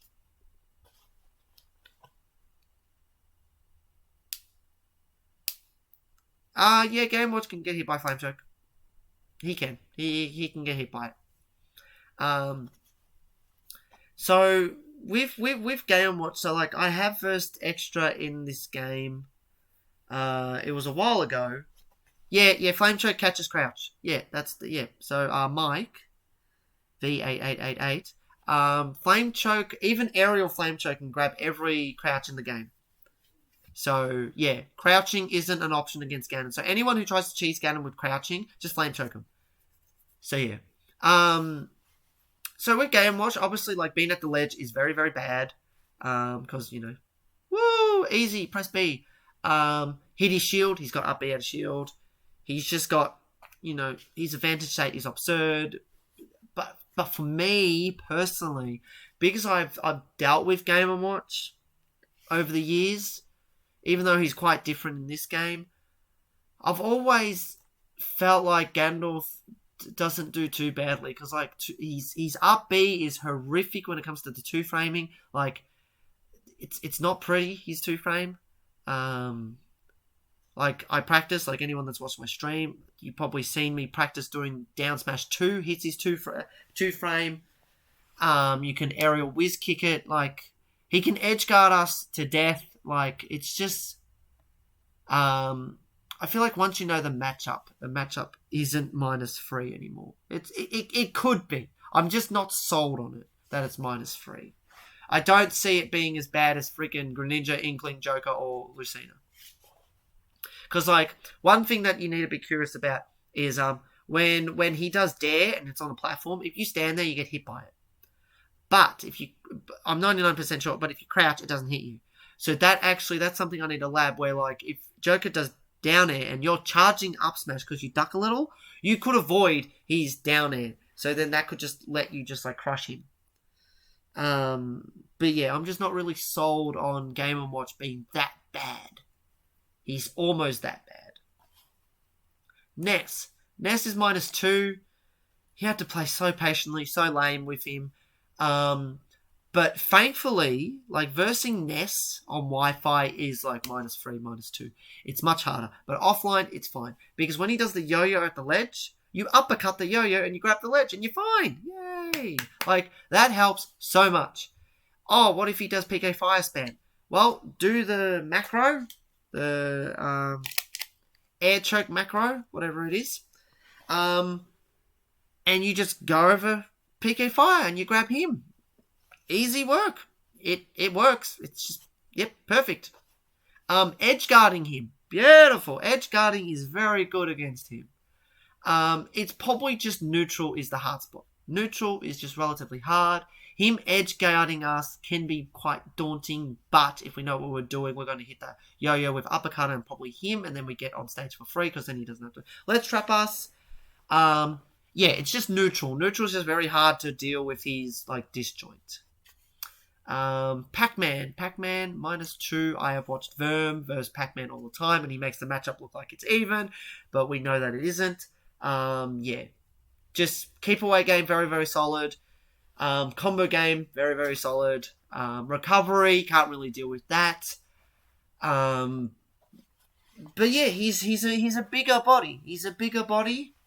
Ganondorf can deal with Hydrant very, very well, which sort of, that's why it's not -3. Ganondorf can deal with Hydrant very, very well, so then that just sort of cuts out Pac-Man's somewhat game plan, and yeah, don't really want to say too much about Pac-Man. I feel like that's sort of just Pac-Man running away, neutral's hard, we don't really have too much advantage over it, and yeah, and hello Jay. Jay's fantastic. Palutena! Now, I don't know if it's -3 anymore because of the nerfs, but I'm going to say -3. Now, you may ask, why is Palutena -3? We can deal with Palutena crossing us up with her Nair, with up B, which is very, very nice. I just feel if we do get hit by her, it's just Nair to up air, to double jump up air, and if there's a platform, another up air, and it's just like, holy crap. So, and then she gets us to the ledge, and then, like, to be honest, the reason why I put her here is because Nairo would be a great example. If a Ganondorf had to verse Nairo's Palutena, it would look like a -3 matchup, because Nairo knows Ganondorf, and it will not be pretty. We also can 2-frame her very, very well, but we're a little bit too slow to punish her up Bs on stage. Her safety in neutral is just absurd. Like, her Nair just, like, beats everything we have. So, yeah, Palutena's -3 for me. Yeah, if a Ganondorf had to verse Nairo, it'll probably look like a -3, but that's just my opinion. But I will say this: Palutena is probably the easiest -3 out of everyone, because I feel like a medium level Palutena would be quite hard to verse. So I can only imagine. Yeah, again, Peach. Now people think Peach is a fine matchup. Well, I say it's. Wait, did I actually put Peach as -3 or -2 on my other one? Let me just have a quick look, because I do have my old matchup chart. I just want to check if this is actually a thing. Where is my... No, not there. Where is it? Where is my thing? No, not there. Shit. Well, this is not good. No. Oh, here it is. No, I put Peach in -2. Yeah, that makes sense. Alright, so we'll go back to here. Yeah, I'll fix that. Peach -2. So, Peach wants to float. She's got turnips. She, like, bodies the shit out of us.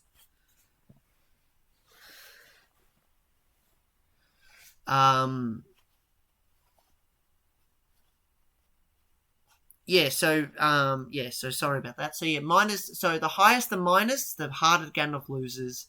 And Ganondorf doesn't really go even or plus with anyone. So anyway, with Peach is fine in some aspects, but her combo game, her edge guarding, just I've watched Nairo versus Samsora, and Samsora did not know the matchup at all. And now he does, and Nairo can, like, barely get him down to the last stock. So this could be... It could be -3. But I'm going to go with -2 because I know a lot of people think it's whatever, and I know Rickles was saying that it's fine. So I'll put it there because...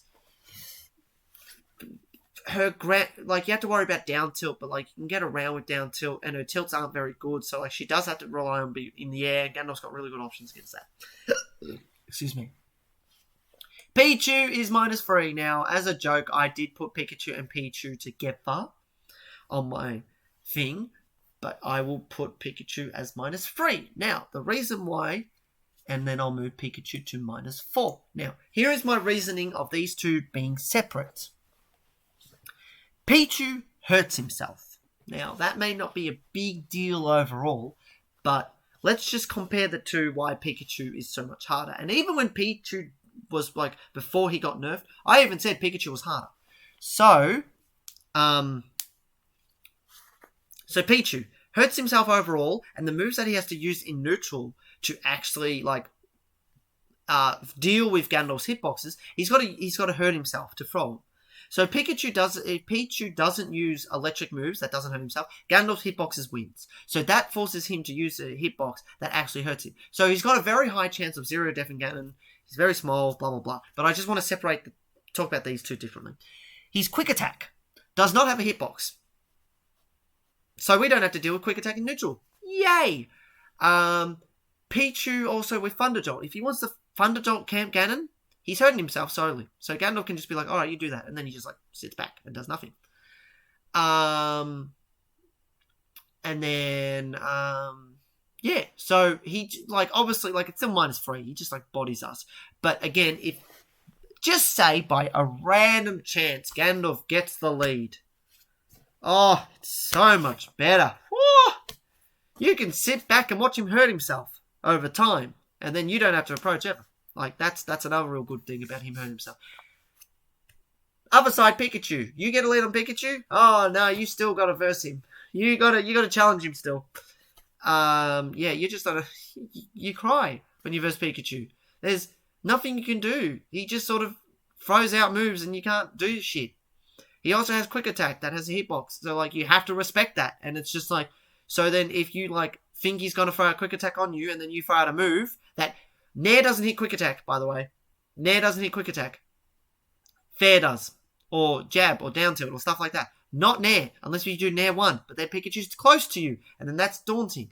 So you got nothing to really have anything to punish his non-committal move to punish his quick attack. So then if you go for, like, a fair and Pikachu sees that, alright, I'll jump in and hit you. Freaking, nah. You just die. You just get 0 death. It's hopeless. It's the worst matchup in the game. I could even change that to worst matchup in the game, but I won't. I'll just leave it as that. So yeah, it's just nah. Don't. If you wanna win, like, obviously if you want to win, you probably want to pick Ganon, but 100% don't go Pikachu. I know Ray and Rickles say Pikachu's fine, but, like, I don't see it at all. I don't see how anyone can look at Pikachu's hitboxes, his edge guarding, his everything, and not go, well, shit. Ganondorf was really good there. Yeah, Rickles, well, I don't know what Rickles said, but, because Rickles doesn't like using numbers, but Ray put Pikachu as -2. The heck? Who are you versing? Jesus. God, I watched Nairo stream for an hour of him versing Esam's Pikachu. He could do jack all. He could do nothing. It was ridiculous. And Nairo's just like, this sucks. And he was getting rock cropped and edge guard and he just couldn't do anything. And then the only reason why they started playing for an extra 20 minutes was because Esam's like, oh, we'll play one more. And then Nairo won freakishly. Because he, like, read a quick attack and he, like, F-smashed him and he died at, like, 35 or some shit. And then Esam's like, no, we're doing that again. And then just another 30 minutes of bodying. It was ridiculous. So anyway, Olimar is -3. Now, there's no Olimars in my area. So, but I'm just going to go off of normal statistics. He can just run away and throw Pikmin on us. He's small. He's got disjoint with the Pikmins. His recovery is not that easy to edge guard because, you know, he's got so much mobility. So yeah, it's just sort of like, what do we have against Olimar? We don't really have anything against Olimar that's like consistent. Yeah, Olimar, if his grab range is very hard to deal with. He's got consistent kill, like his blue kill throw is just very hard. And obviously you're like, oh, he's got blue, you can avoid the grab, but like, how is Ganondorf meant to avoid getting grabbed? Because he's Ganon. So yeah, it's just, yeah. All right, time for one of my favorite matchups. Piranha Plant. Now, Piranha Plant is one of those characters where ledge trapping is like, that's the thing that Ganondorf can't really deal with. But Ganondorf has burst options, so if the Piranha Plant ever wants to commit, which is not very likely, but if they ever do, because they're getting too urgent for getting the kill, you get out of the corner with your burst options. Yay, Ganon. So neutral is just very slow paced. You want to like Patootie, however you call it, Patootie, whatever, is very good, but Ganondorf has solid answers against it. Funny enough, Ganondorf can actually hit it with aerials. If he throws it at it and you punch it with fair, you just don't give a shit. But it has to be fresh. It has to be a fresh fair. If it's not a fresh fair, then you just get hit. Like, you hit it and it's like, yay, I bet it, and the next moment you get hit. So whenever he does Patootie, you just down tilt him, and then it's like, yay, I'm safe out of range. Depending where the spike ball is, you can flame choke him. I don't suggest it, because then when you, as he picks them up and explodes them, Ganondorf's invincible, so then the Patootie just hits him, like the spike ball just hits him and nothing happens to Ganon. Yeah, if you know the matchup, and obviously, like, the real big kicker is, if you do get a flame choke, Jab is consistent. He can't do anything. He can't tech behind, he can't tech forward, he can't tech in place, he can't miss tech, he just gets bodied. And then when he's cornered, you flame choke him, you F-tilt covers everything, so then you have a consistent, like, kill option, and if he jumps, you can, like, up B him. Yeah, he's just, yeah, it's even. Ganondorf has a lot of tools against him, but Piranha Plant can edge guard and ledge trap very, very well, and yeah, it's just sort of that sort of even stance, I feel. Pit? Where did I put Pit? On my other one.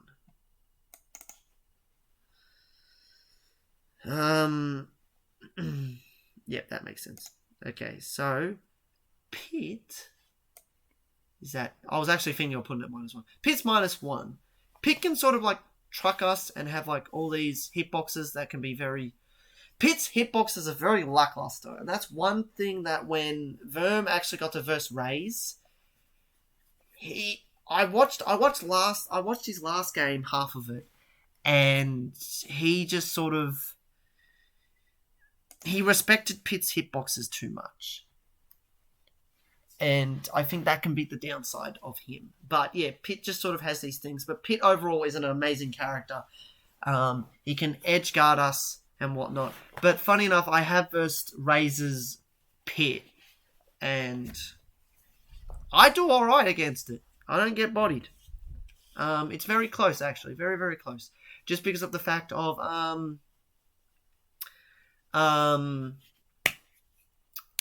yeah, if you know how to DI his combo. So, like, if he hits you and he's doing Nair, if you just, like, smash DI up, Pit can't really follow up with anything. So yeah, if you ever see a Ganondorf or like any character getting like comboed by Pit, very, very hard. If you DI up, Pit can mix up his combos. But yeah, it's nothing too solid. It's a mix-up game.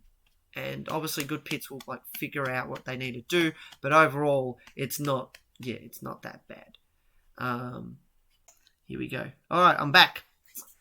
Okay, next character, Pokemon Trainer. Now, I may be biased because I'm not very good against Pokemon Trainer, and I absolutely despise and hate. Pokemon Trainer is probably like as even to like this guy, how much I hate versing this character. So you got Squirtle. Where do I start with Squirtle? Squirtle is very, very hard to hit. He's small. He's got random ass disjoint. He's just very daunting to verse. He's just very hard. And then you change to Ivy. And then it's like, shit. He's throwing razor leaves at me. And I have to approach. And then just sort of... It's just not a fun matchup. I really don't like this matchup. It feels unbelievably rude as well. Because I feel like Ivy is very Smash 4-like. And it's just very... very crap. I just don't like it. I see it as -3 is because like the only thing you can pray for is they go to Charizard because Charizard's like even. But then like even then it's just like why would they ever do that? And the fact that you can't like up B, Ivy or Squirtle, Ganondorf can't now kill like you legit just shield. And there's like nothing Ganondorf can really do. So like if I go to here and you see, look, up smash that covers text in. Charizard, but not the other two. So you have to, even if you flame choke them, because up B's not going to hit, you got to play the guessing game. And then that just makes it hard to do it. And then, yeah, as soon as Ganondorf loses the option to up B as a kill, I feel like it becomes unbelievably hard to get the kill. But obviously, I'm very reliable on, Ganondorf getting the up. You've seen my videos. I'm very up B heavy, and yeah, I just feel like that. Like I probably rely on it a bit too much. But yeah, outside of that, oh, Phoenix Lord, thank you for the follow. So yeah, I don't know what you guys think, but yeah, I despise that matchup. I hate it. Makes me cry. I'm just like, this is so unfun. Because you have to deal with 3 different characters, and it's just like, wow. I don't want to deal with 3 different characters. Ridley, Adam's gonna hate me, but you know what? Adam, up you. Ridley's -1. I'm not as crazy as Ray saying it's positive for Ganon. We have an extremely good advantage state against Ridley. Oh my god, does that guy get bodied when we hit him? It is extremely good and fun. But the problem is, the neutral is in Ridley's favour. Kill power is probably in Ridley's favour. Edge guarding is in Ridley's favour. Everything is in Ridley's favour. Another thing that somewhat helps us is Ridley's initial dash isn't that good. Thank God. It's not that good. Also, Ridley can't really kill off a throw, so that also helps. I can't really say too much because even though Ridley has all these factors, it's just that Ganondorf also has factors against Ridley. Now, Adam says it's -2, which I say fair enough. That's fine. But I say it's -1. Just because I want to be a little bit more positive on Ganondorf. Like, I can be very negative, but like, I honestly do think this Ridley's -1. I feel like it's not that much of a horrific matchup. So yeah, we both got shit on each other. It's sort of like Jigglypuff. We both shit on each other, but their advantage is just more consistent than ours. Rob -3. Okay, so I'm a lucky bastard that has Seb Pro 101 in his area. And Seb Pro 101 is extremely good at doing the 0 deaths. And any character that just doesn't have to play neutral and just go for 0 deaths the whole freaking time is -3 in my eyes. Because like, because like, okay, like I said, Mario is -2 and he's got a lot of stuff, but he doesn't have range. Rob has a gyro, and that shit's very hard to get around because you can barely pick it up sometimes. He's got a laser, so you can play the keep away game. He also has ridiculous frame data. Like Mario's on when he's on the ground, their moves aren't that good. Rob's though, oh, freaking that move, good lord! Like he just sort of, and then like in the air, Rob just sort of doesn't fully body Ganondorf, but it's like, oh my god. So like, if Rob just solely tries to go for 0 deaths and Ganondorf just plays the poking game, I just find it really hard. I just find this matchup really, really hard because Ganondorf doesn't get enough reward for the stupid amount of crap Rob gets. Rob's also very hard to edgeguard if they know what they're doing. If they know how to rock clock. Rob's just done a freaking throw gyro at you and then probably or even just side B into you. Like, Ganondorf, once Ganondorf's off stage, you're done. You're dead. You can't, there's not enough mix-ups for Ganondorf off stage to really do anything. And like, even if you magically like get hit by side B at 40 and then you're like off stage and then he throws the gyro and you air dodge, he side B's and then you die. It's like, his side B is way too brutal off stage where Mario's you can sort of like dash around. So that's the sort of thing when I think of like where things sit. Robin. Just have a quick look. Pretty sure it's -1. I put it. Yeah. Robin is. Where is my mouse? There it is. Robin is. And I've got to go with the girl version for you guys. -1. And the reason for this is Robin's not like. She's slow, so that keeps Ganondorf in it. She doesn't always have the crazy Levin sword, so that helps. Yeah, just in general, Rob, I feel like we have enough tools to deal with Robin in neutral. And the fact now that, like, if Robin does arc fire and you can just kick it, like, that's just. Oh god, like, that really shuts down things. And her ledge guarding is, like, again, Ganondorf's really good at his ledge hang, so that's sort of a thing. She can juggle quite well, but it's nothing too crazy. I just feel like Ganondorf's always in it because just hello global boss, welcome. Hopefully you look at this beautiful mess and go, gee, Ganondorf's amazing, isn't he? Clap this man up. So yeah, Robin, not more what to say about Robin. Robin's sword can be very hard to deal with, but the fact that she can't actually just like solely rely on it for the whole game holds her back. She's not really fast. Burst options are really good against her. Robin just sort of chips away better at Ganondorf, a lot better. Alright, Rosalina, I don't freaking know. I do not freaking know. This could be -2, this could be -3. I'm going to put -1 just because Ganondorf kills Luma really easy. She's tall, so that really helps as well. I honestly don't know much about Rosa. Like, if Luma's doing an attack, you just kick her out of it. Like, you don't have to worry about like trading or losing to her now. So yeah, I don't know. She's tall. She's not really fast. Luma can be a bit annoying, but we can deal with Luma a lot better. Her recovery isn't too spectacular. I don't know. Maybe -2, maybe -3. I just don't know. So hopefully, that's very lackluster. Here we go. Here's the kicker. Ryu is harder to deal with than Ken. Alright, the main reason is Fireball. Holy shit, that's a move and a half. Now, you may think, oh, you can just shield and slowly get closer. No. Fireball is unreactable, and he can do it slow, or he can do it extremely freaking fast, and it covers, like, most of the stage as well. So then he probably forces you to jump, and then when you jump, you just get hit. And that's the main thing about Ryu. His Fireball shuts down Ganondorf's neutral. Like when I was saying about Ken, you can footsie him.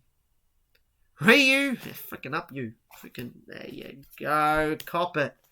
So that's just very hard, and because he's a little slower than Ken, so you're playing the footsie game without like someone without the kill power, but it's just so unbelievably difficult to like deal with Ryu's fireball, because that is setting the pace of the neutral, and then he starts conditioning you, and then you just, even if you're like, oh, you can beat fireball by just hitting it. Okay, you now have committed to a move. He dashes in and then he starts comboing you.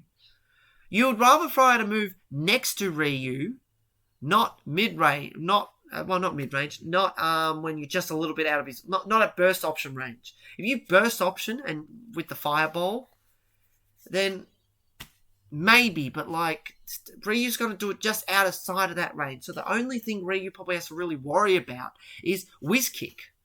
But even then, it just has too much control. Too much control. Samus, -2. This could easily be -3. Because it's very, very bad. Her Nair bodies Ganondorf off stage. It's stupidly effective. She's got enough projectiles to just keep us out. Oh, sorry about the yawn. Excuse me. Her charge shot is crazy good. Her grab is nuts, because like Teva grabs in this game is absolutely crazy. She edge guards us very well. It's just that she's tall. That's probably her biggest weakness. She's tall. So Ganondorf can at least do things in neutral to her and comfortably rely on it. That's probably it. Outside of that, everything else is like obviously, okay, another thing that I didn't actually mention at the start is we need to review Ganondorf's advantage state is actually very scary and very good. It's not consistent, but it is very good. So when Ganondorf does have something reliable like, oh, you're a tall character, let me hit you, that helps his advantage state to grow off of. It allows him to play neutral and play off of things. So that's why Samus isn't -3 for me, just because she's tall. But she's almost there. Sheik. Shit. Sheik's -2.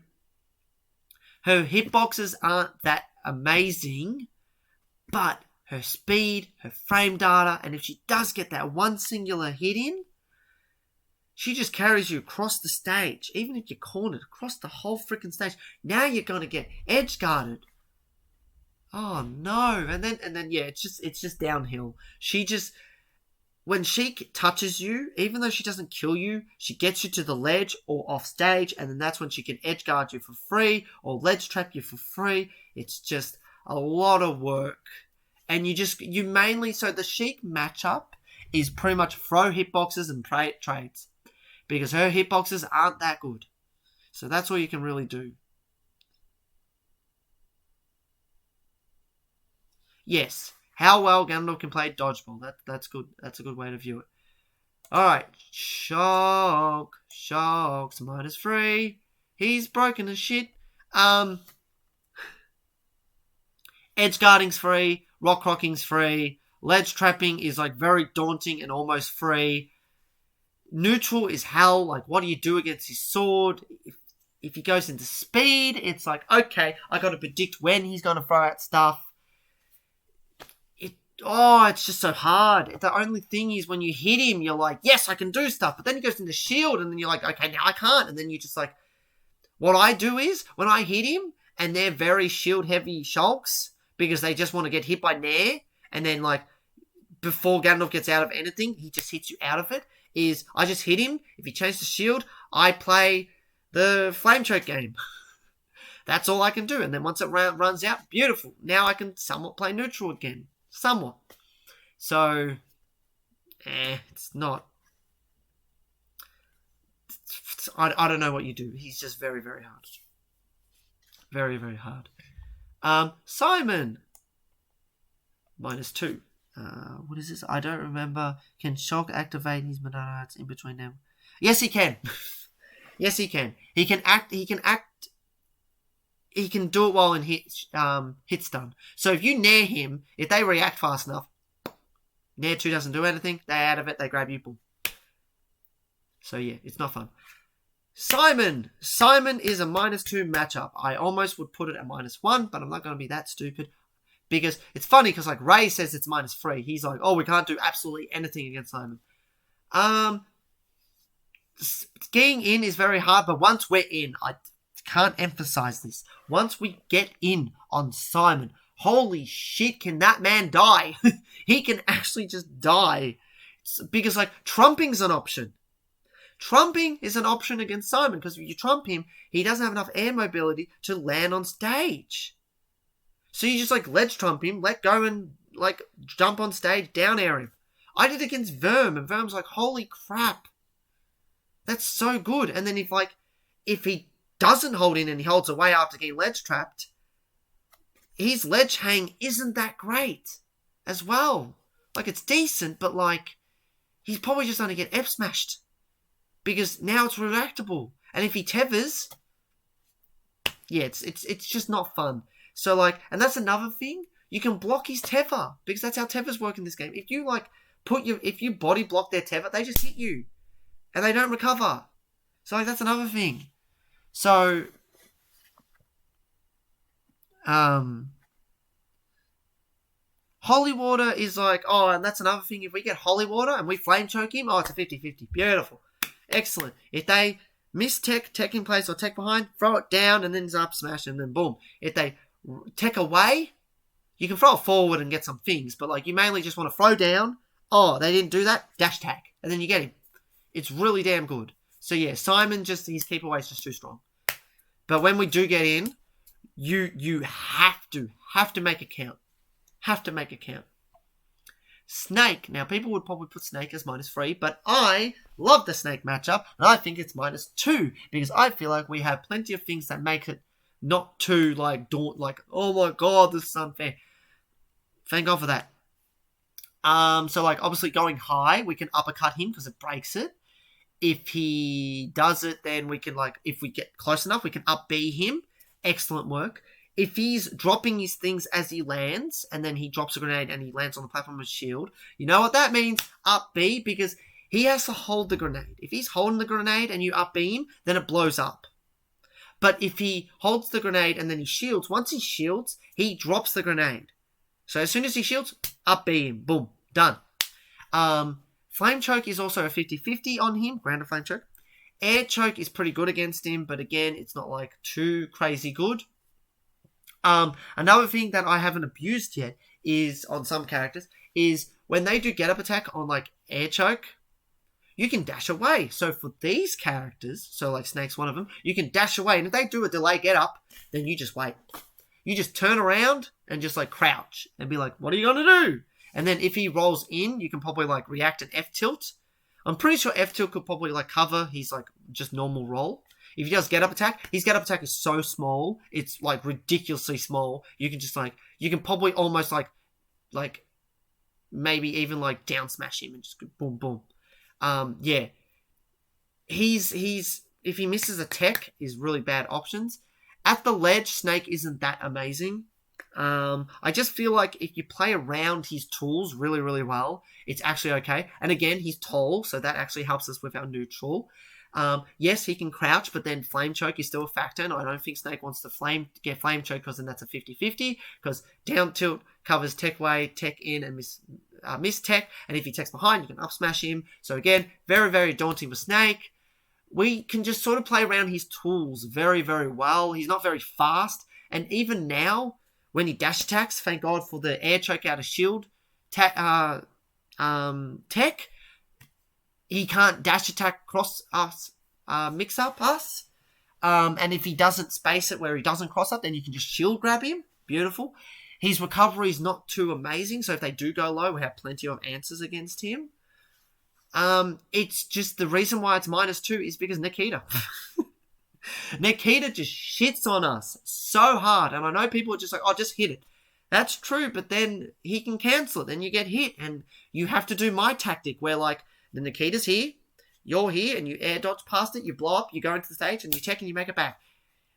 You have to do that. So Snake is even. Nikita is -3. So that's why he's -2. Snake. Sonic, -2. Just too fast. He's just way too fast. Way too fast. If he's patient, nah.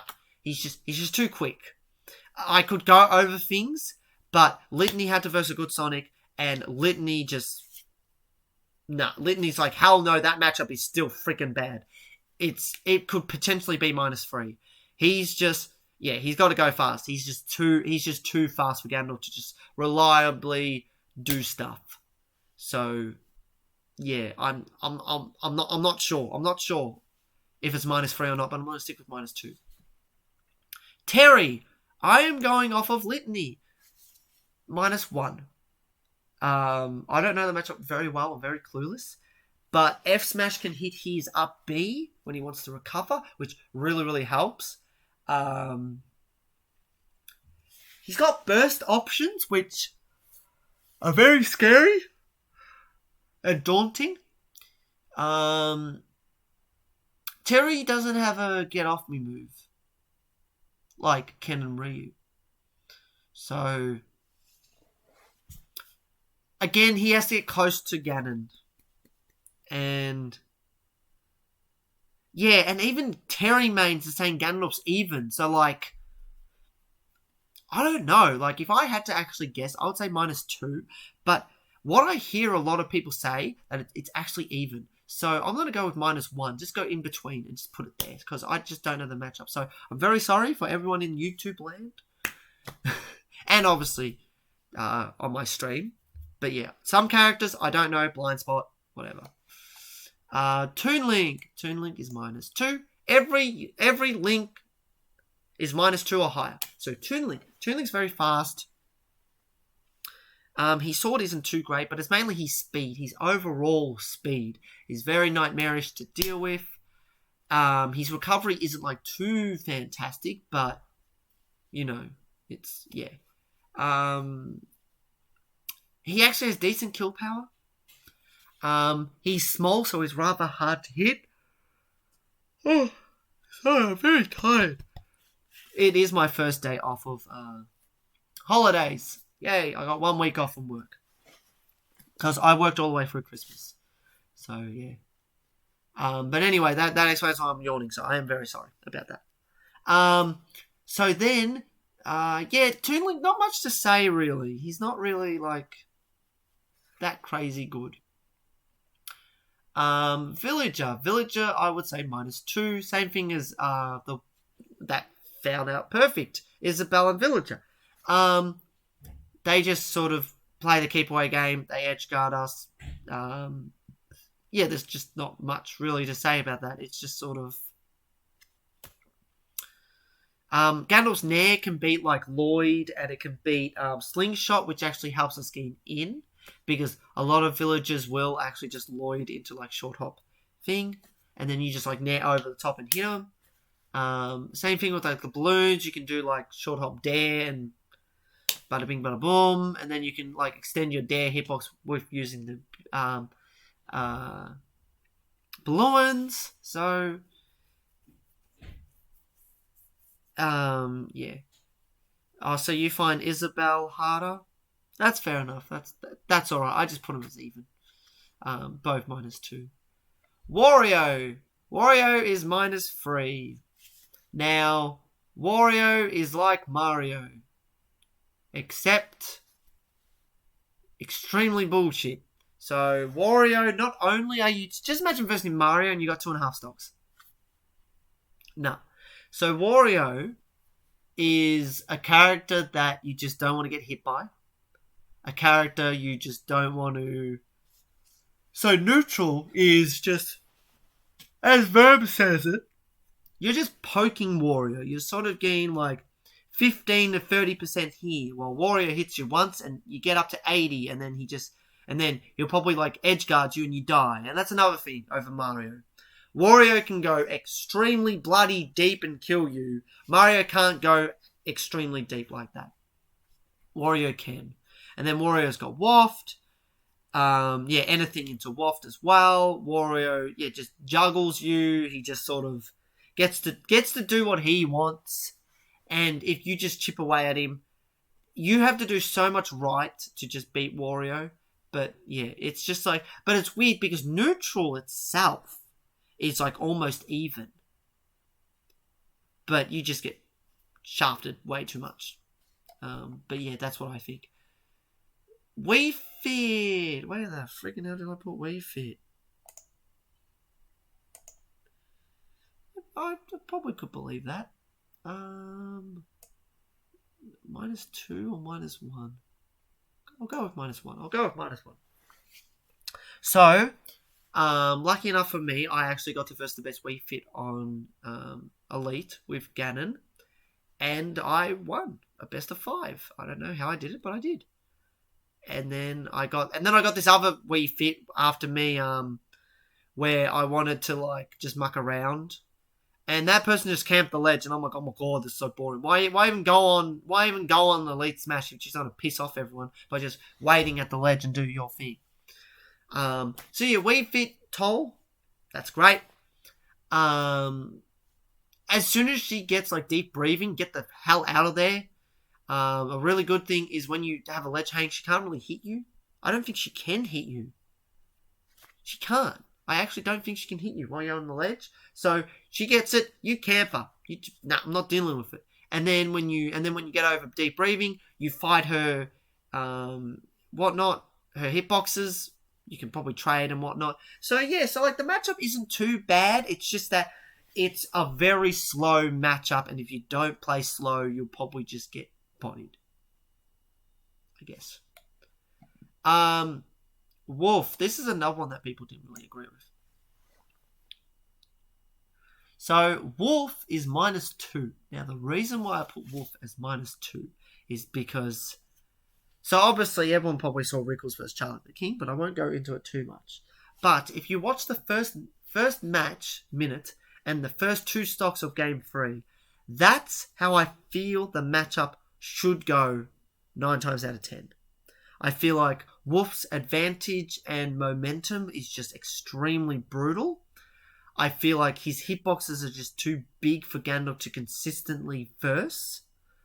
It's just that when Ganondorf gets a hit in, it's pretty damn good. And then edge guarding him is pretty damn good. But outside of that, I just feel like... Oh, and obviously Wolf's slow as well. Like, that actually helps. So, yeah, like, even though Rickles did really, really well against Charlie the King, just watch those things. Because, like, I'll just say this, and it's not against Rickles or anything, but, like, Rickles panicked and did a really bad option. Like, he was at the ledge and he did neutral get up into whiz kick. And Charlie shielded it and then walked up to Ganondorf and did nothing, then shielded. And then, I kid you not, so Rickles did neutral get up to whiz kick to up smash. And that's how he broke his shield. I don't know why Charlie the King just didn't hit him or do something silly or, I don't know, just something. But no, he just got his shield broken. And then that just gave Rickles the momentum. So that's why I say before the shield break and start of Game 3, because Charlie the King had so much momentum and it was so daunting and scary. And Charlie the King didn't even rock him. So yeah, -2.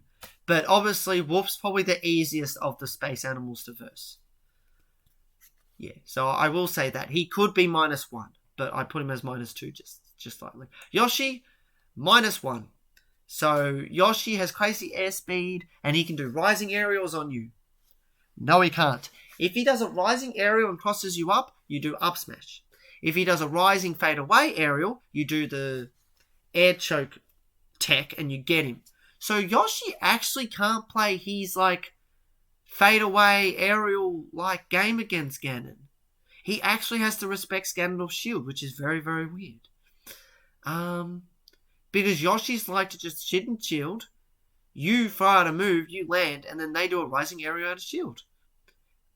But yeah, the only thing that's a bit iffy is Yoshi's like shield.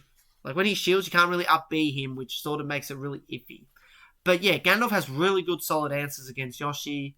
Yeah, Yoshi can throw the eggs a lot, but like an egg loses to Nair, so like you can sort of somewhat like, again, that's sort of making you commit. But Yoshi's gonna throw it across the stage or at you. He's not going to throw it too close to you to the point where like it's point blank. He's not going to do that. So, yeah, it's not too hard. The matchup's not too hard. Young Link, I actually have to go with this. Young Link's -3. Young Link's frame data is like is like Fox's. It's just crazy hyper. He's extremely fast. He got freaking buff, so he kills earlier, which makes the matchup even harder. He's just everywhere at once, and he just covers everything. And it's the only thing we really have is ledge trapping against him. Even though his sword is like a little dagger, it's still better than Ganondorf's fists or his legs. If Ganondorf had if his legs turned into like intangible, just the boot were intangible, then he could verse Young Link and be like, up you, I'm coming through. But he can't. He can't do that. So Young Link is just like, he's got too much data to handle. And he just like goes at you. Like he can do it all. He can run away or he can be close. But yeah, him not killing is an issue, but now it's not really an issue after the buffs. So, -3. Zelda, dead even. Dead even. I verse Zelda all the freaking time. Even matchup. Even matchup. Truly believe that this is an even matchup. Knight can be a very hassle thing, but just... Actually, no, didn't I put her as... What did I put? Oh, I put Lucario as even. Yeah, my bad. No, I'm not gonna leave Lucario as -1. And change that. So I'm not gonna leave Zelda as even. So Zelda does have like, actually, you know what? No, I just remembered something that makes the matchup -1. Where is it? There's my mouse. It's -1. It's -1 because Zelda has lightning kick out of shield. So if you muck up like a fool, you get lightning kicked out of shield. Guaranteed.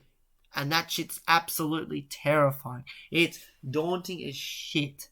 But everything else is fairly fine. There's nothing... Like, the Knight is hard, but it's not too bad once you know how to deal with it and understand its hitboxes. So, yeah. Zelda's Pivot Grab is also extremely good against Ganondorf's burst options. But again, both people know the matchup. Boom. Alright, last character, guys. ZSS, -3. I think this matchup chart might be a little bit more negative than my other one. Let's have a look. Yeah, I put Lucario as even. Is that the only thing that I did differently? Maybe. Oh, I had Mewtwo as -1. Ah, Mewtwo could be -1, but no, I'll leave to how I've done it. Wow, I've actually made the matchup chart worse. it's actually worse. Holy crap! My bad. But yeah. Anyway. Yeah, the lightning kicks is the difference. Okay, so ZSS, last character. We've done it, guys. It only took me like 2 hours and 20 minutes. So this is going to take forever to upload on YouTube, so hi again. But yeah, ZSS, last character. Okay, so ZSS. She is a juggle freaking machine. Holy crap. I'm not very good at the matchup, but ZSS is freaking scary. She's got... Just dash dance. Her ground game isn't that great, but her aerials are just like... I feel like they just beat ours evenly, or we trade, but you don't want to trade. Her advantage state is too much. Her advantage state is just crazy. It's cruel. It's just, I hit you, and then you just get juggled, and then it's just curtains, because then you have to recover, and then just, no. I feel like she just sort of hits you. Any character that sort of just hits you and just trucks you along is just too hard. It's just too hard to deal with. I don't know what else more to say about. You could argue she's tall, but she's got the best burst initial dash in the game. So she's here, and then she's there. And it's like, you can't really nair. Like, with Wii Fit, you could argue, like, with other tall characters. You could sort of argue, but, like, yeah, just... she has disjoint, and then obviously like if she wants to play the lame game and just air you, it's just like, what do I do to get around this? And like that forces you to not nair, and then she jumps in the air, and then you have to like react to her, like to just her ground speed, and it's just very hard, and just I just feel like her vantage chase is just too cruel. She can just like hit you and whatnot, and so hopefully there's my beautiful matchup chart. So so on my other one I had Mewtwo as -1, which I probably could make 2 matchup charts. Okay, I'll make 2 matchup charts. So this is the matchup chart of me being somewhat negative. Okay, so screen lock this one. Boom. Okay, this is the negative matchup chart. Now, if I go with the positive matchup chart, let's see how much it changes. So Mewtwo would be -1. Lucario would be even. What else is there? Wolf would be -1. So I just want to quickly add this in so people, Palutena would probably be -2. Who else is there? The Crom and Roy. I probably should just remove Roy. Goodbye. Crom will be -1. Terry even. Where's Terry? Terry even. Ken would also be even. Nah, not Ken. Nah, I'm very happy with Ken being -1. I'm very happy with Ken being -1. Who else is there? Let's see if anyone else needs to be moved. I don't know. Would that be it?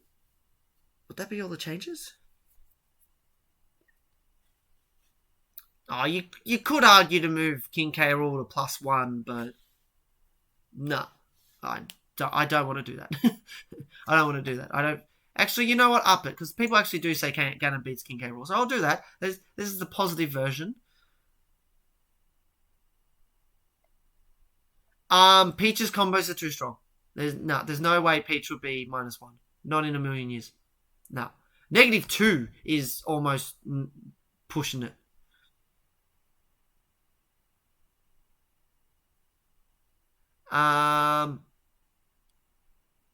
You could move Fox, but I'm not moving Fox. Okay, I'll move Mario because people want Mario at -1, but I don't see it. I honestly don't see it. You could put Simon down, but I'm very happy with where he is.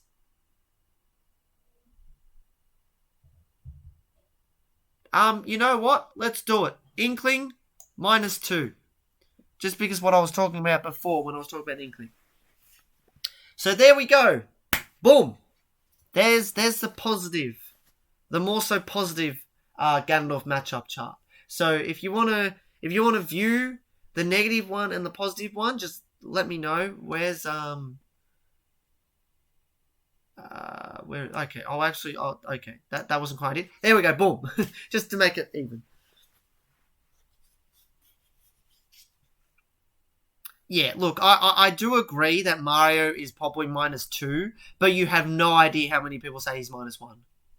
Seriously, I said he was -2 on my initial thing, and Twitter went off and said, what the hell, he's definitely -1. So, yeah, I'm just moving him for that sake. But this is the more positive matchup chart. I feel like this could be overall better. Actually, if we want to be full on positive, we can probably put Zelda. That's probably it. Is there anyone else that could go even? Oh, wait, Bayo. Bayo could go even. That's it. Bayo could go even. Oh, Marth's with Lucina. No one plays Marth.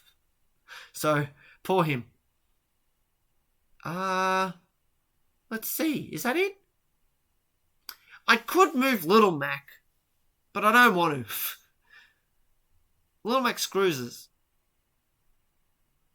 No, I'm happy with that. I'm happy with that. Is there anything else? Let me know in the chat if there's any other matchup that you think I could move.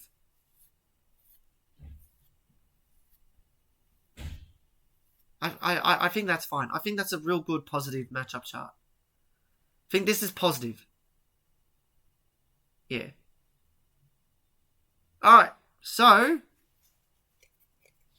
that's it. Okay, so YouTube, here is my positive Ganondorf matchup chart. So, yeah, moved a few people around, and this is probably the end result of positive MGK with Ganon and negative MGK with Ganon. So you can compare the two. You can sort of see where I think and whatnot.